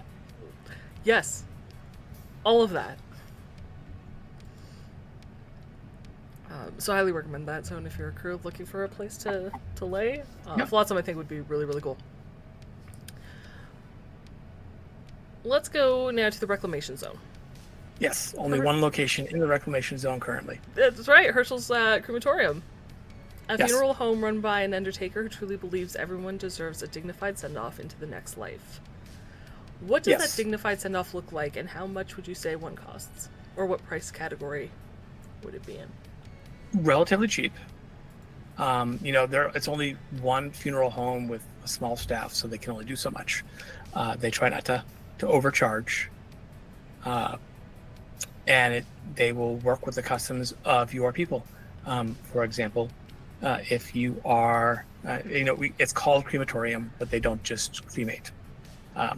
You can't bury anyone in Night City. There are no more places. There is one place where you can bury people in Night City. It's illegal there, but everyone looks the other way because people there have money. Otherwise, you cannot. There are laws strictly against it, for various reasons. Hence, for example, somewhere out in the Badlands, there is a Jewish cemetery, and there is a group of Jewish nomads who will, after your body is prepared at Herschel's, take the body of your loved one to that cemetery, to that place, and you can sit Shiva there, or you can sit Shiva at Herschel's, or in your own home, as required by, if you don't have a home, it's really hard to sit Shiva with someone. But the point being is that they will honor the traditions of whoever's there, so long as those traditions are not harmful to others. And they will, I would say they do it for $1,000, which, sounds like a lot, but when you consider what real funerals cost, that's really cheap. That's beautiful. No, maybe it might be willing to trade a job for a funeral. Always. I mean, if you can, in-game, I am a fan of, if you can trade it for a story or an event, definitely do that over. Yeah. Always be willing to, rewards don't have to be money. Mm-hmm. Okay, so that's also, they get help from the Tombstone Preservers there too, which is help. Tombstone Preservers help defray the cost. So sorry, go on. No, I was gonna say, since that's the only location, I guess we're going to the old combat zone. Yes. Yeah. From the Ashes, the sliding scale clinic run by Phoenix Redwin. Yes. I know she and her clinic have an intro in the Dreaded Pungnot DLC. Yep. And what more about From the Ashes are you excited to tease that's going to come out in the source book? From the Ashes is the classic, a medtech wanted to do good and help the community, and knows everybody, and everybody owes that person. Owes Phoenix knows everyone. Everyone owes Phoenix a favor, and so Phoenix manages to keep per clinic operating, despite the fact that beyond all odds. And it's that story. And if you're the kind of person who enjoys that story, you should do something with it. Otherwise, it's just another clinic. There's tons of them in Night City. Okay. Let's head north to Watson. Yes. H-Town. A tent city built outside the walls of a gated community. Tensions are high. That's it. That's all we get. What sort of tipping point could a GM use to spark a mission for H-Town? Oh, yeah. Like, what happens when the people in the tent city dig under the wall? What happens when the people in the gated community decide, and this happens on a regular basis, decide that they don't want the tent city there anymore? What's the back and forth?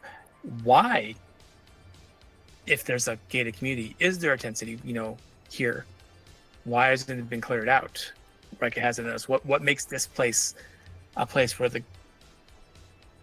do the people in the gated community stay there? Why are the people in the tent city allowed to stay there? That's an interesting question. That's something I encourage the GM to think about. That's a good mystery. And that's a good, I find, morality, and especially empathy, sort of gig on which side are you going to fall on. Yeah. Bonus points if you can tie it to one or more characters' backstories. Absolutely. Redline, home of the most thrilling blood sport in Night City, and the Wild Things, a gang dedicated to organized competitive violence. Mm-hmm. In the Wild Things entering the gang section, it says gladiatorial combat. Yes. So how large is Redline? It's not like the Coliseum. I assume. But it's a good sized nightclub, with what is the equivalent of a wrestling or boxing ring, in there. That is at the bottom of a thing, and you can watch over it. So it's got a decent amount of verticality to it. Mm-hmm. The good seats are above the fighting pit, so it's not huge, but it's decent sized. And you can watch a fight there, right? So it's like your hometown's pro wrestling, where they do the pro wrestling in whatever arena they have, as opposed to going and watching a WWE fight. Right. It made me think, I love the TV show Spartacus. And It made me think of his fall, where he's down in that really grungy pit that is vertical, but it's more of a square cube with a higher thing. So I wasn't sure what if it was bigger than that. It sounds like it's definitely nicer than that. Not super fancy, but it's however big the GM needs it to be. But yeah, it's hand-to-hand fighting, so it's not huge. That also, so many gig ideas. I love these locations because you just pick one out and there's just so many ideas that spark to mind. Moving to Kabuki. Yes. Yum Seng, a host and hostess bar famous for its seafood and soundproof karaoke boxes. A lot of business gets done there. That makes sense. On a more whimsical side of things, what would you say is the most chosen song that people pick? Because that data's got to be stored. Oof. Definitely. Oh man, that is such a hard question. Or one of the most. We'll say one of the most, of course. The problem is I'm blanking on every song. I like Friday Night Firefight, so we'll go with that. I like it. All right. And would there be an NPC that we've been introduced to that frequents it, either to blow off steam or because they love singing, that the players might be surprised to find there? Oh, that's an interesting question. There's you run into several members of the Tiger Claws there, for sure. I wouldn't be surprised. If you found Lucius Ryan there on occasion. Not just for business. No, well, you never know. But he likes to. If you recall, Lucius Ryan, he liked himself a brain dance in the future. And so maybe this is kind of the start of that. And it's a good place, to do business by being social. Mm-hmm. And Lucius Ryan is city manager of a district, which is largely has a lot of financing from various Japanese corporations, and the executives in Japanese corporations, I'm told, tend to like drinking and karaoke.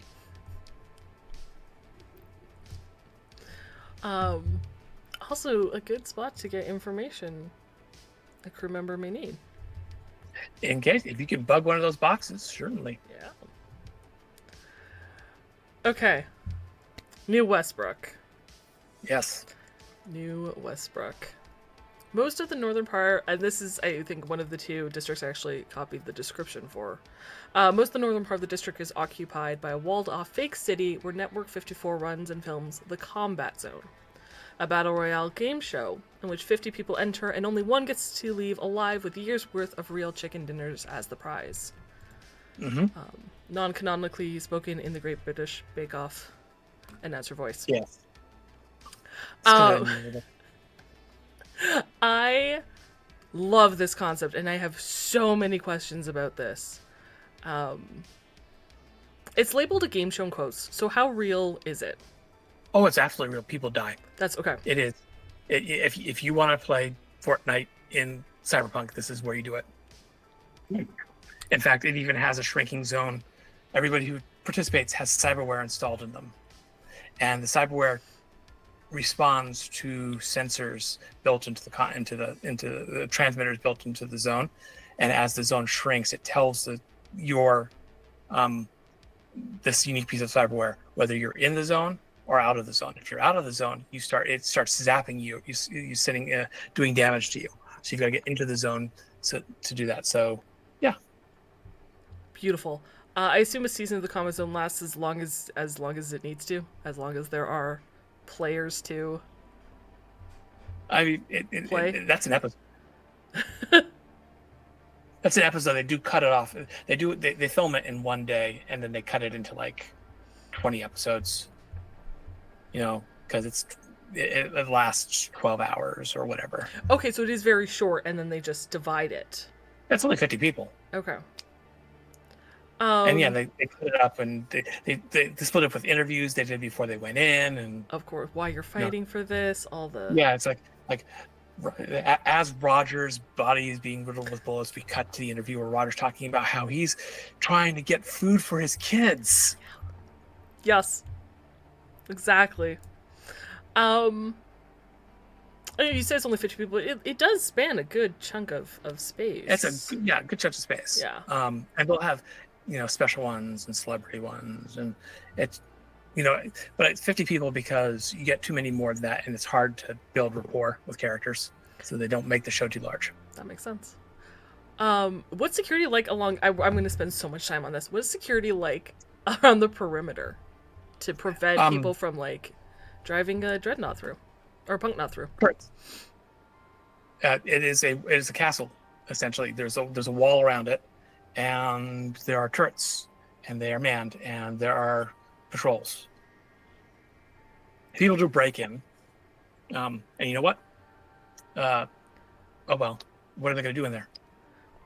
Yeah, that's just extra surprise content. Yeah, right? They'll just film it and add it to the thing. It's like, well, last night someone broke into the combat zone. Here's the footage of them getting slaughtered by Max Tac because we called them in.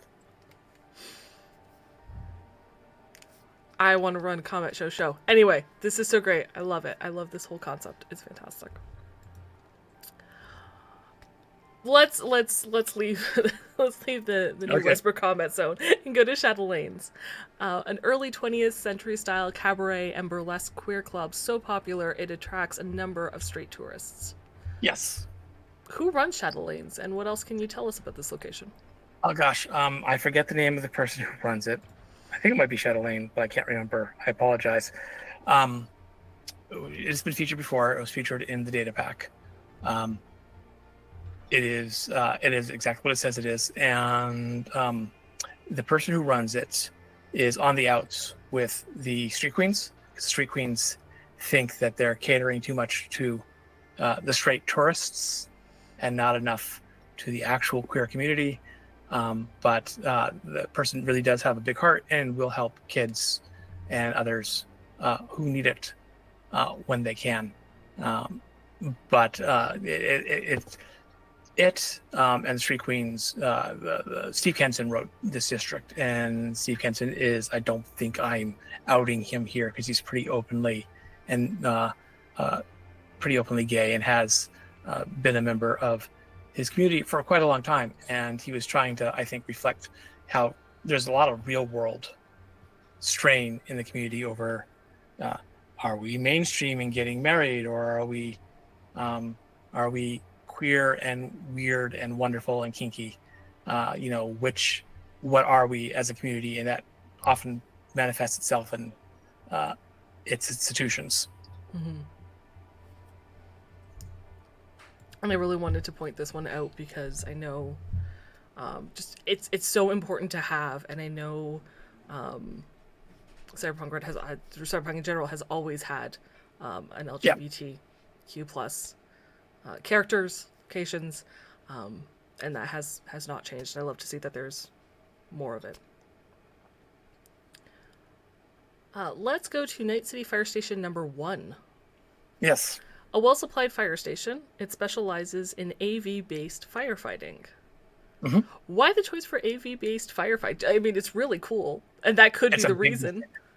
Sorry. The Night City Fire Station number 1 covers so much ground. If you look at it, if you look at the mainland, it's so huge that they need AVs, and a lot of it's, especially New Westbrook is not the best area. They need to be able to move up, and it's a case of firefighting is one of those things where we can make jokes about they won't put out the fire unless you pay them, and that's still true in Night City. If they don't think that you are worth saving, they won't, but they'll make sure that the fire doesn't spread, because a fire that spreads is bad.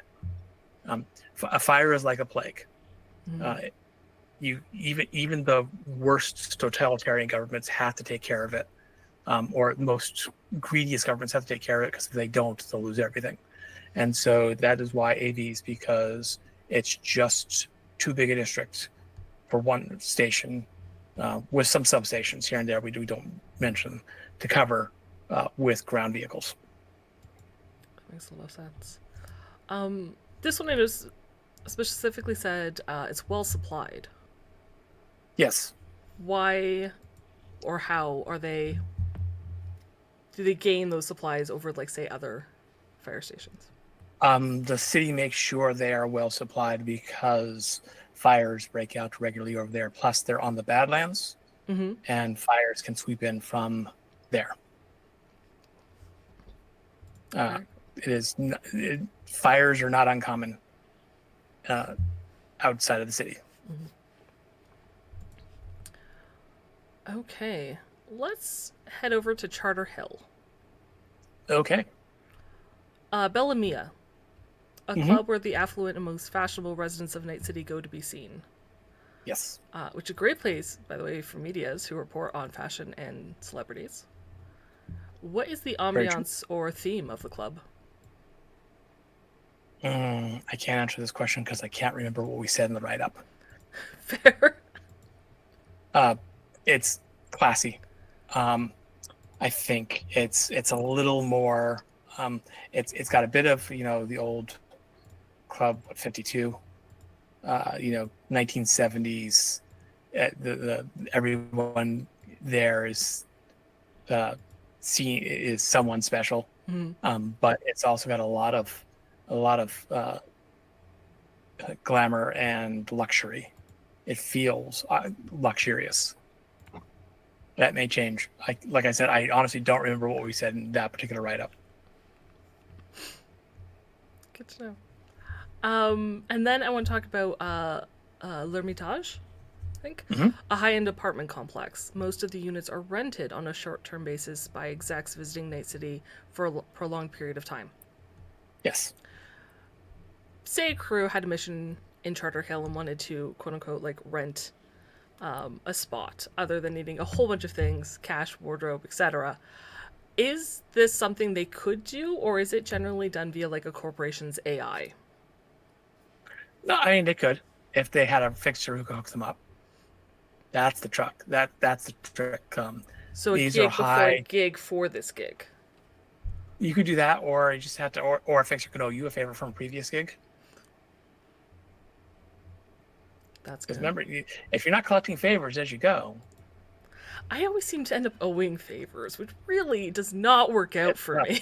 It's tough. It is tough. Okay. North Haywood. Okay. Nana Meow's Nursery. Now Meow's Nursery. Yes. Not a guerrilla garden itself, but a shop that supplies gear and seeds to guerrilla Yeah. gardeners. Yep. Gorilla Gardeners have to be getting their stuff from somewhere, and it's from Nana Meows. Okay. And this could be just one of those information bits that have slipped through my brain. Is there any sort of like price guide for if someone wanted to start up their own guerrilla garden? What that Not would look at like? this. Not at this point. No. Um, Or what you seeds might could. be available? So far, I think the only thing we've done is we've kind of set it in noplace.com. Mm-hmm. You can make a garden there, and it's not something we've talked about, like how much seeds cost and how many hours a week it takes and what you can get out of it. And because when you think about it, it's a relatively complex interaction between downtime and lifestyle costs, Yes. and so that requires a lot of finesse in design. So what can we expect to see from the source book in regards to Nana Meow's Nursery? It's not a guerrilla garden itself, but it's a shop that supplies gear and seeds to guerrilla gardeners. That's not far off from its. Yeah, it may have a few more sentences than that, but that's about it. Okay. Yep. That was good. The Night City Animal Shelter. Yes. A former veterinarian clinic now occupied by a ripper doc, it specializes in exotics and bioexotics. So for those who might be new, I just want to confirm this is human exotic sculpting packages, not a place to get your new best friend. That is correct. It is a place where you're your own best friend. Yeah. But I do have a question about animals and cyber pets in Night City. Does a pet store or animal shelter exist? Is that An animal shelter? Mm-hmm. An actual animal shelter? Like, Yeah. Are there dog catchers? And no, they're just shot Okay. and left where they lie. If there's an animal that needs to be taken care of, because it's not even going to get that far because that's food. And they're you can, which is, by the way, finding someone's lost pet is a great job. Yeah. For games. Especially Einstein. Are Just saying. Are there pet shops? Yeah, for the high end. Mm-hmm. There's fixers who might run the midnight markets or midnight markets. Okay. But nothing specifically for like if someone paid for a cyber pet and it got loose, or that cyber bear that went a little psycho. There's no one that's like campaigning for non-lethal means of capture No. or rehab. Okay. I mean, there are people who think that would be a good idea, but they've got other things to worry about. Very fair. Okay, Haywood Industrial Zone. Yes. The DV Rambling Rose, an ancient vessel stuck in dry dock, home base for Fixie's couriers. We've seen a lot of Fixie's couriers in other supplements. Is there anything new that we're going to learn or that you can tease in the source book? They're evolving. Fixie's couriers, for example, in where they first show up in Street Stories, they're very non-violent. They're very neutral. The idea is they work for everyone and they're useful, and therefore everyone leaves them alone. And the events of their adventure in Street Stories shows them that that's not always going to be the case. And so now there is dissension in the ranks about arming them, about making sure they're escorted, about fighting back when they're messed with. And so they are evolving from, in real time, as we're watching, they are evolving from what is essentially a trade union into a gang. Okay.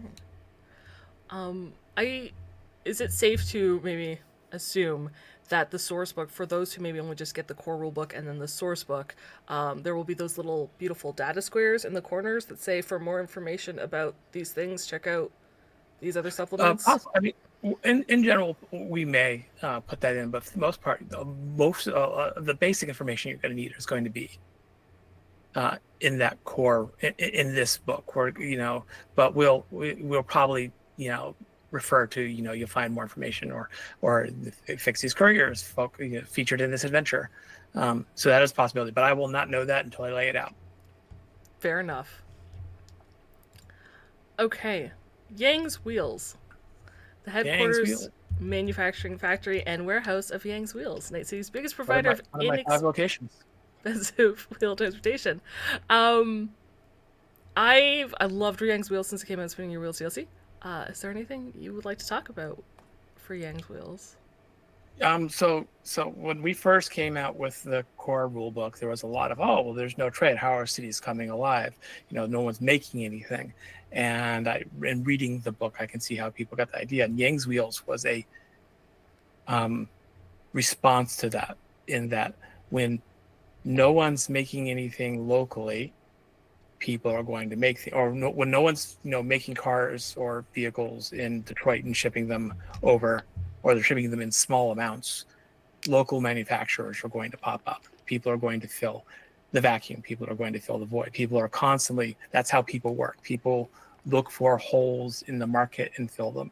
And Yang's Wheel is an example of how there is local manufacturing. In this case, Gabriel Yang saw a hole in the market and that people needed to get around Night City, and he did his best to fill it.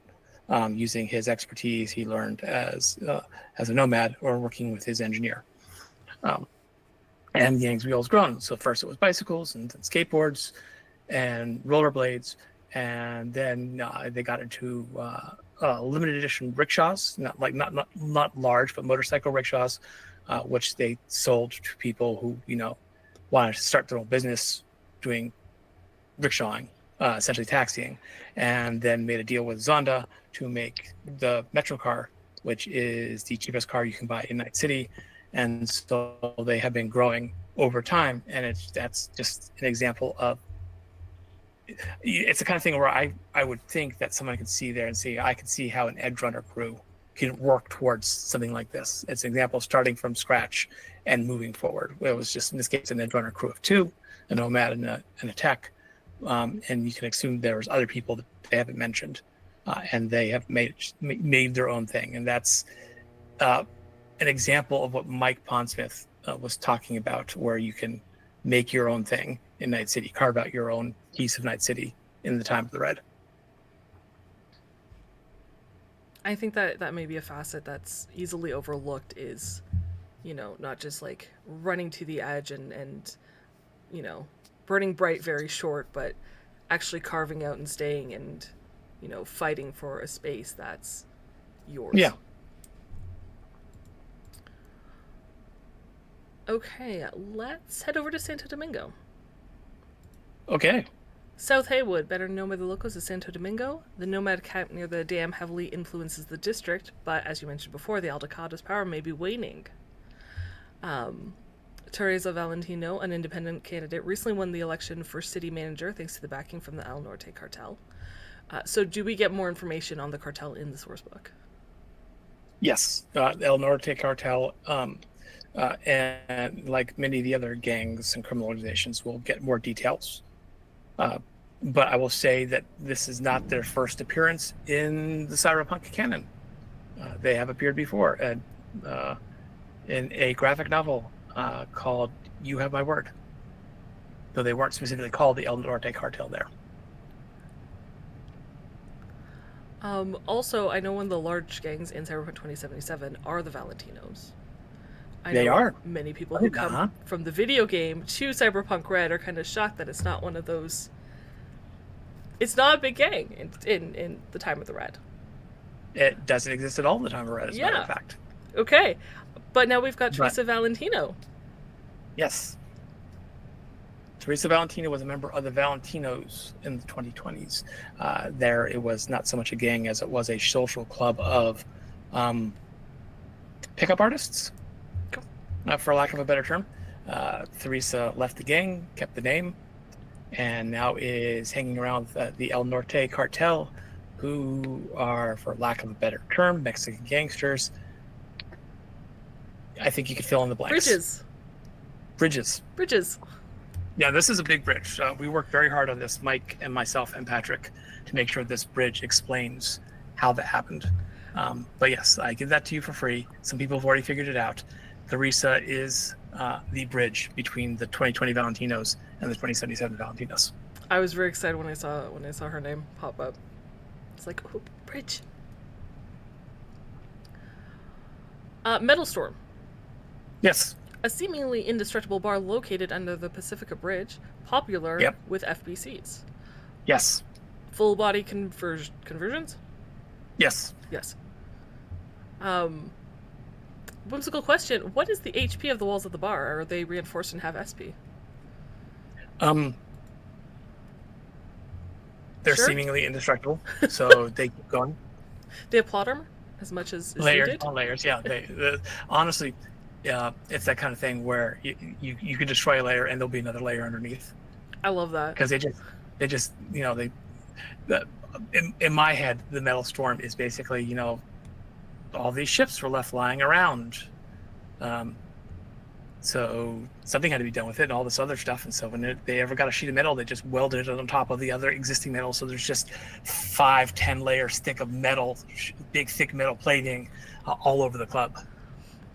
Fantastic. And was there an idea that sparked for a club that's that was popular for FBCs specifically? Like, what was the spark, I guess, that started that? So when James wrote, and I worked with him on, James worked on Going Metal, which is the FBC rules for 2045. We thought a lot about car guys. And car guys, they're like, we're building our favorite car and we're showing it off on the weekends and we're seeing if we can tune our engines to get 0.25% more torque. And we're thinking, well, FBCs, once you move them away from, I have to work for a company, a corporation to get them, and I am my job. If we move them away from,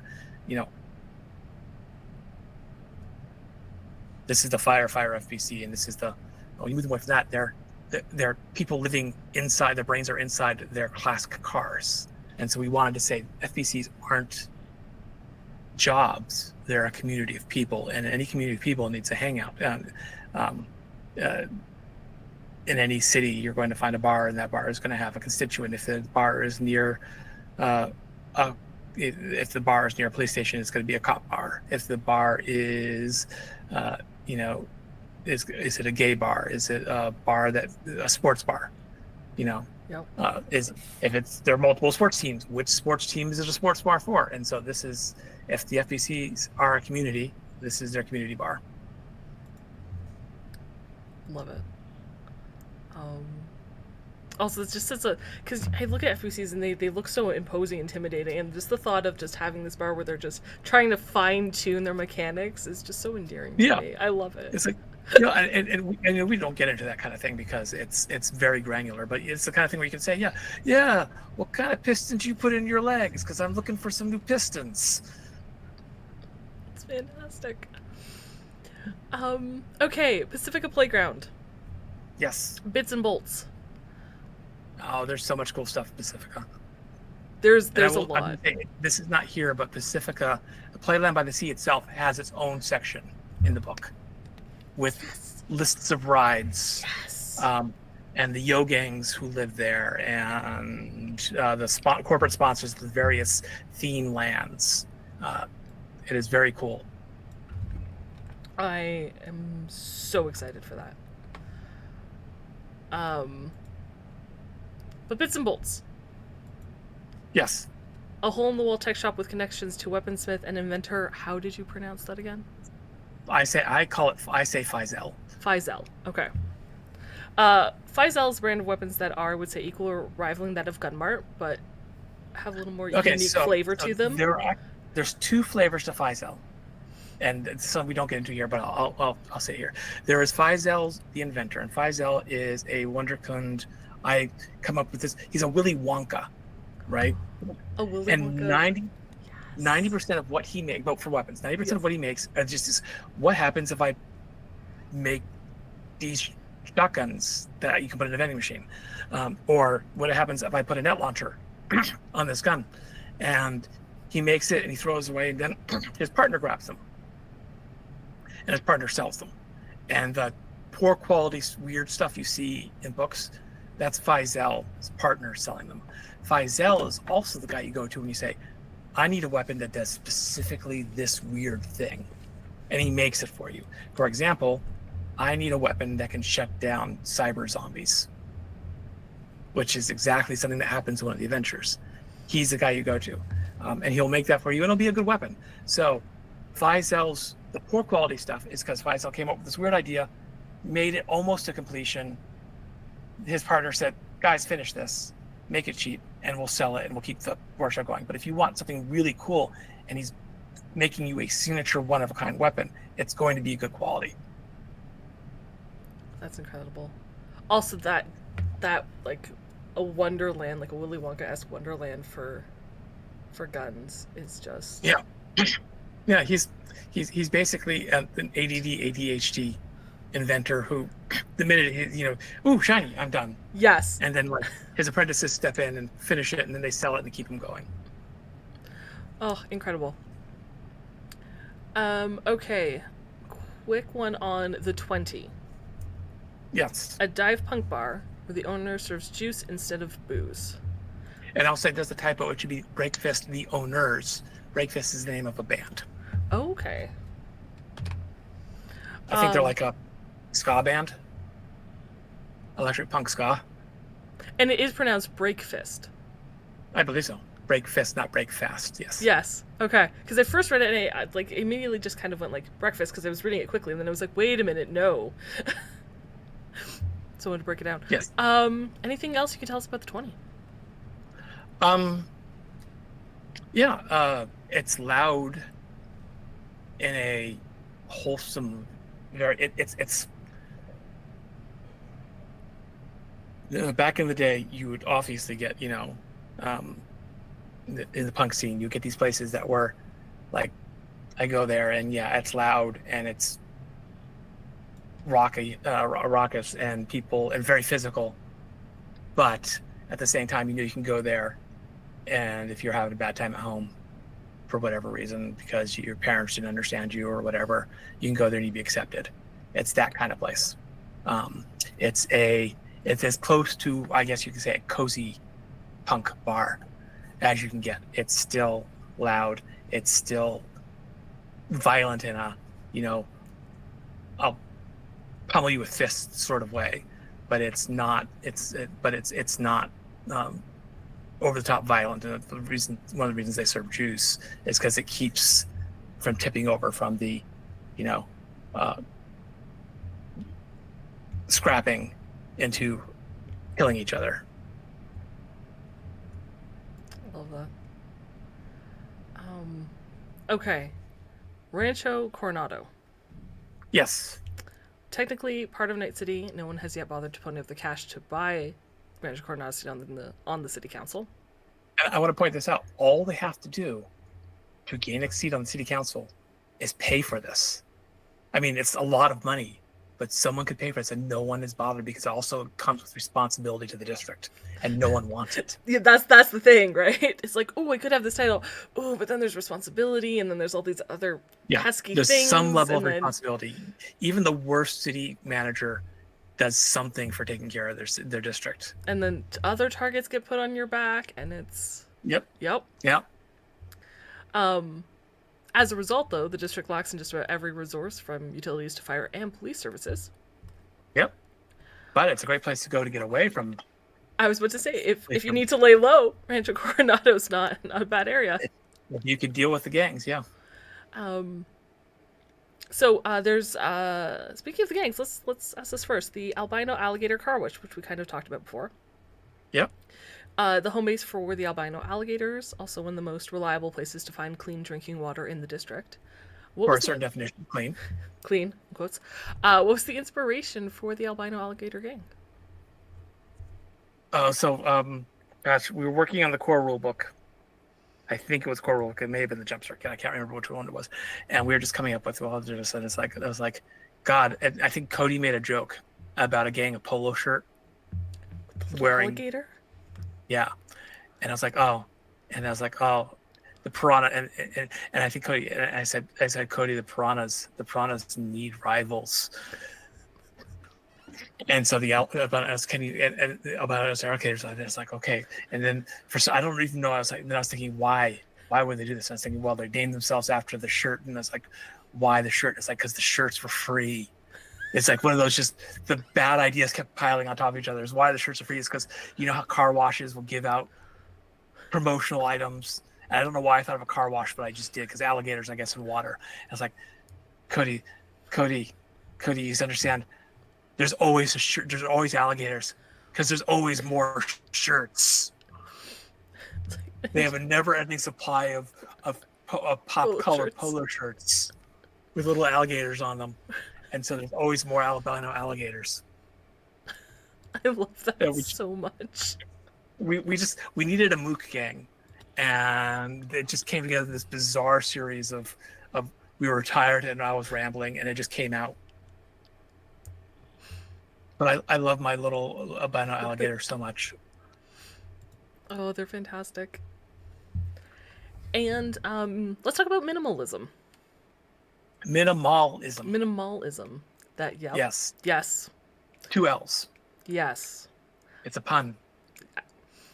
When you said it, I don't know how I missed that second L in reading it, because I mean, it's easy to do, but it's minimalism. Minimalism. As once a mall catering to eager Beaverville consumers, now an empty husk claimed on one side by reclaimers and on the other by a consortium of fixers who take turns running night markets there. Yes. Also known as the RC Night Market by residents. Mm-hmm. Say you're playing a fixer who wants to get in on night market action.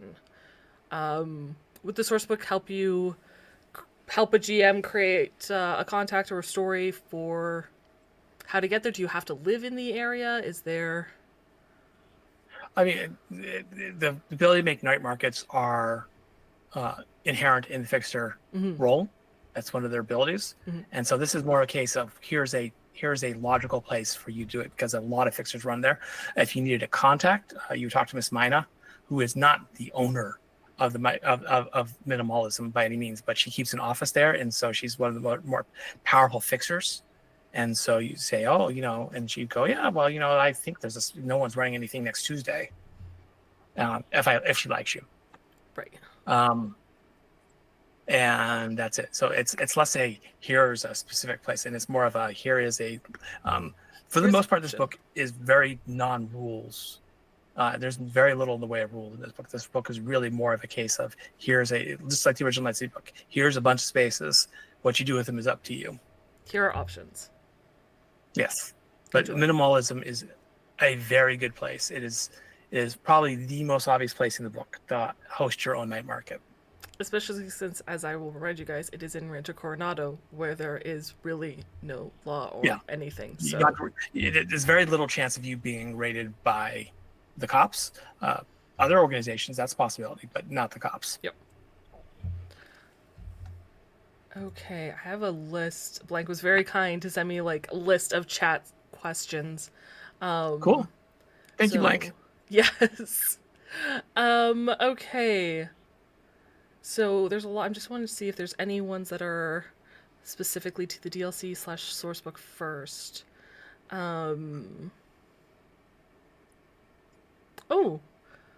From Lord Jesus Crust, will we be getting threat ratings for the newly separated districts via an update to this DLC or in the sourcebook itself? In the sourcebook itself, yes. Awesome. For now, take it as logical.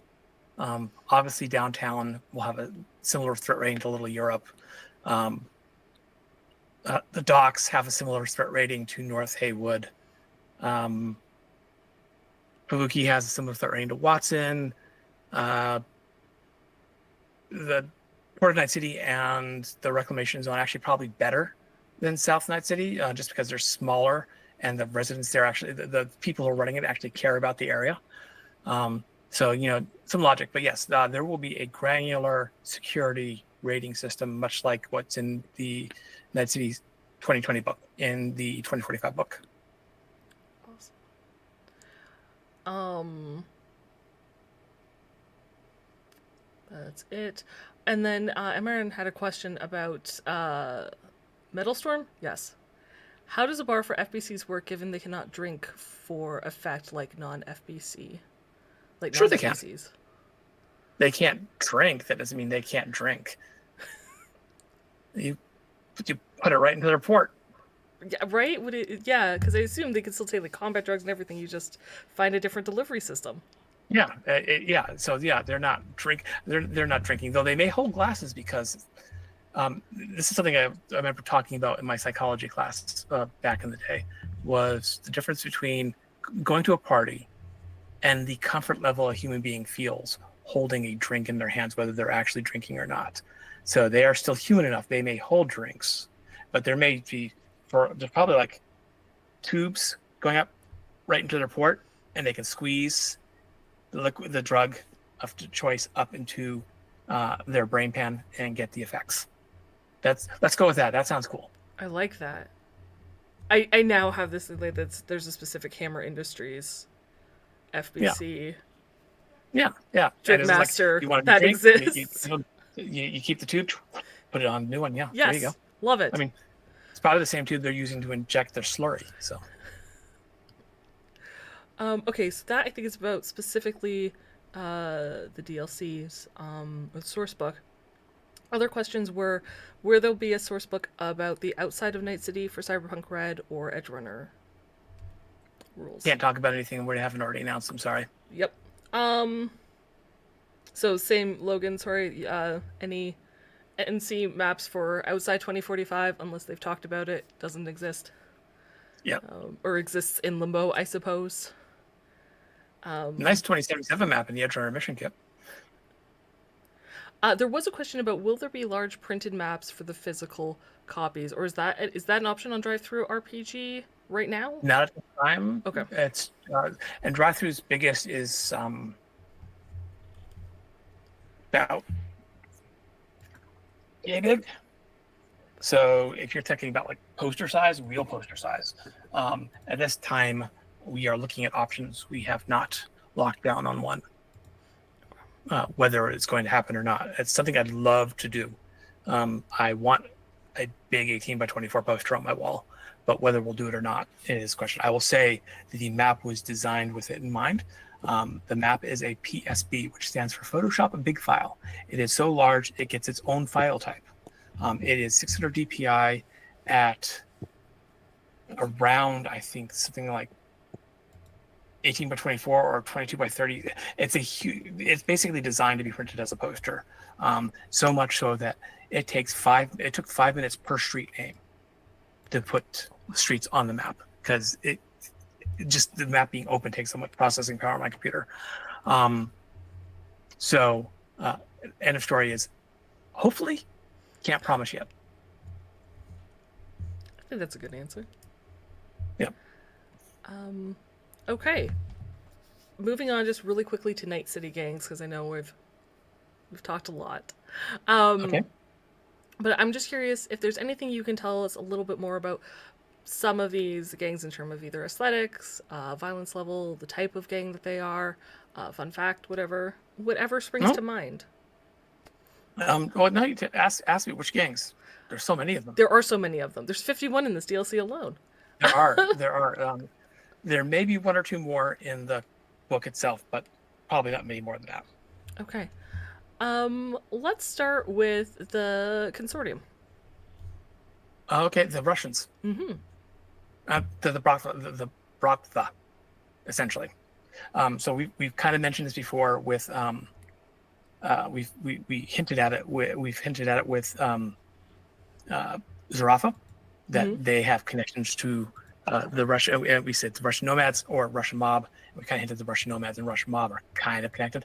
And here you go. We're expanding on that theme. They are a Russian mob that operates out of with the Thedas. They operate out of the port of Night City for the most part. and they are responsible for the majority of the trade that comes from essentially, because remember, we think of Russia or the neo-Soviets as a on the edge of Europe, but you remember they go all the way over to the Pacific. So that is something that goods flow from there to the west coast of the United States or America through Seattle, but also through Night City. And they are nasty, but they have issues. Something that is a theme we actually cover with the triad. Someone's pointed this out, actually. Someone pointed out that the triad and the Tong are both Chinese criminal organizations. That was kind of weird because that is this. And we're pointing this out. We made that specific. They asked, why is there an Eastern Tigers triad and the Tong, the Wang Fang Tong? Why do we have two different Chinese criminal organizations when Chinese criminal organizations tend to be territorial and not crossing each other's territory? And it's because the Wang Fang Tong is no longer a Chinese criminal organization. It is a Chinese heritage criminal organization in North America. And the longer an organization stays here, especially when they're cut off from home as much as they have been, they change. And that is going to be something we're going to explore a little bit. The consortium is a somewhat Americanized Russian mob group. And as a result, they are in some ways actually less brutal than you would expect them to be, because they have flown into business more, and they have ties to legitimate organizations like Zarafa. What about the Dragula racers? Oh, they first introduced in the Melissa Law and Creation, and they are exactly what they sound like. They sculpt themselves to look like monsters, and they drag race. They are a living Saturday morning cartoon. Yep. Okay, you talked about the. Can't love that. Can't love that. You can't love anything. It's so true. You're dead inside. We talked about the Eastern Tigers triad already. G3. G3. So G3 first appeared in actually Cyberpunk V3. They were first alluded to in Cyberpunk 2020. There was a little quote about someone whose sister was kidnapped by an anime-themed gang and biosculpted to look like an anime character, and then she killed them all and took her sister back. It was expanded on in V3, where there was a disturbingly violent anime-themed poser gang. And I think it stands for Go, Go, Go. And Melissa Wong took that and mentioned Mo-themed poser gangs, M-O-E, a Japanese aesthetic, the anime big eyes. And that's it. We were like, well, we got to put them in there. And so they are disturbingly violent anime-themed poser. They are, if you want your people who have biosculpted themselves to look like living anime characters, there you go. They work out of a radio station in south of Kabuki. Oh, hey. Okay. What about the Lightning Cats? They, I think, first show up as a one-off joke in a scream sheet somewhere about a bioexotic cat gang. The sculpts went wrong and they slunk into the hot zone. They are in the hot zone. They are not quite as, their sculpts aren't quite as wrong. Make your Cats movie jokes here if you want. They operate out of the old medical district and actually have ties to the Church of Elvis. Maybe. Okay, we talked about Princess of Justice. We talked about Street Queens. Did we lightly touch? We didn't talk about the Tombstone Preservers yet, I don't think. Yeah, the Tombstone Preservers are a protection gang specifically dedicated to protecting the sanctity of the dead. So they tend to show up where the dead are cared for, and like Herschel's, they basically they have dedicated themselves to making sure that they're in a city where death is cheap. It's also respected. Love that. What about the Willows? Willows. Oh gosh, the Willows are great. So the old Willow Sisterhood in 2020 was essentially biosculpting poser gang, where the women would biosculpt themselves to look like famous Hollywood starlets of various ages, and then they would hire themselves out as escorts slash bodyguards. And I wanted to bring that forward, and I thought about it for a while. I was like, what happened to them? And I think about this, what happened to this gang during the Fourth Corporate War? And the answer is they got a job. They got a really good job, and they all died, except for one member whose name was Ingenue. She was the youngest member of the gang. She looks like Marilyn Monroe in her early days before she was Marilyn Monroe, when she was Billie Jean? No. When she was her real person, when she was who she was before she was blonde. She came back. She was just going through the motions and spiraling down into eventual death. And Marianne Freeman over at the Forlorn Hope took her in and said, hey, I need you to do a job, and gave her a purpose. And she had this therapy group. There's like a lot of, and the Forlorn Hope's about taking care of veterans of violence, the veterans who are professional people who have done professional violence and come out the other side. And so Ingenue started this therapy group, named it after her old gang, the Willows. And so basically it's, at any one time, it's some of the most badass women warriors of Night City. And when something happens and they need, I need a favor, something happened and I can't go to my regular group and I need you to do this favor, they get together and they do a job. And around 2045, they occupy a similar niche to the Moxes. They are not a sex worker gang, but they do a lot of work with sex workers to protect and help them. Beautiful, I love it. And I believe that will be our review of this DLC. Cool. There is so much great information and places and to link to character creation, to link to your characters, to create gigs. Go explore, find those opportunities. They are there. They are fantastic. Yeah. And I'll say, like you said, she said there was 51 gangs. We talked like maybe 10. Yeah. And every one of them has a story, which we're going to tell at least a little bit of. Every one of them has a niche. Every one of them is something you can use. Even the silliest or the strangest or the most ordinary seeming is a story you can tell. And so we encourage you, don't wait for us. Take them, do something with them, have fun. For sure. Last thing before we close the store, is there anything you can talk about, I guess, of what's coming down the line for Cyberpunk Red? We know Interface Red Volume 4 is coming. It includes 24 new martial arts styles. We know this source book is en route when it gets here. It is. We are working on it. There is a lot to do. Yep. James and I are working with CDPR on the 2077 book. Can't really speak more about that. At this time, Rusted Chrome is down the line eventually. Monthly DLCs are still on their way. We've got some really cool ones coming out, including our traditional April one. I'm looking forward to our April one. It is going to be fun.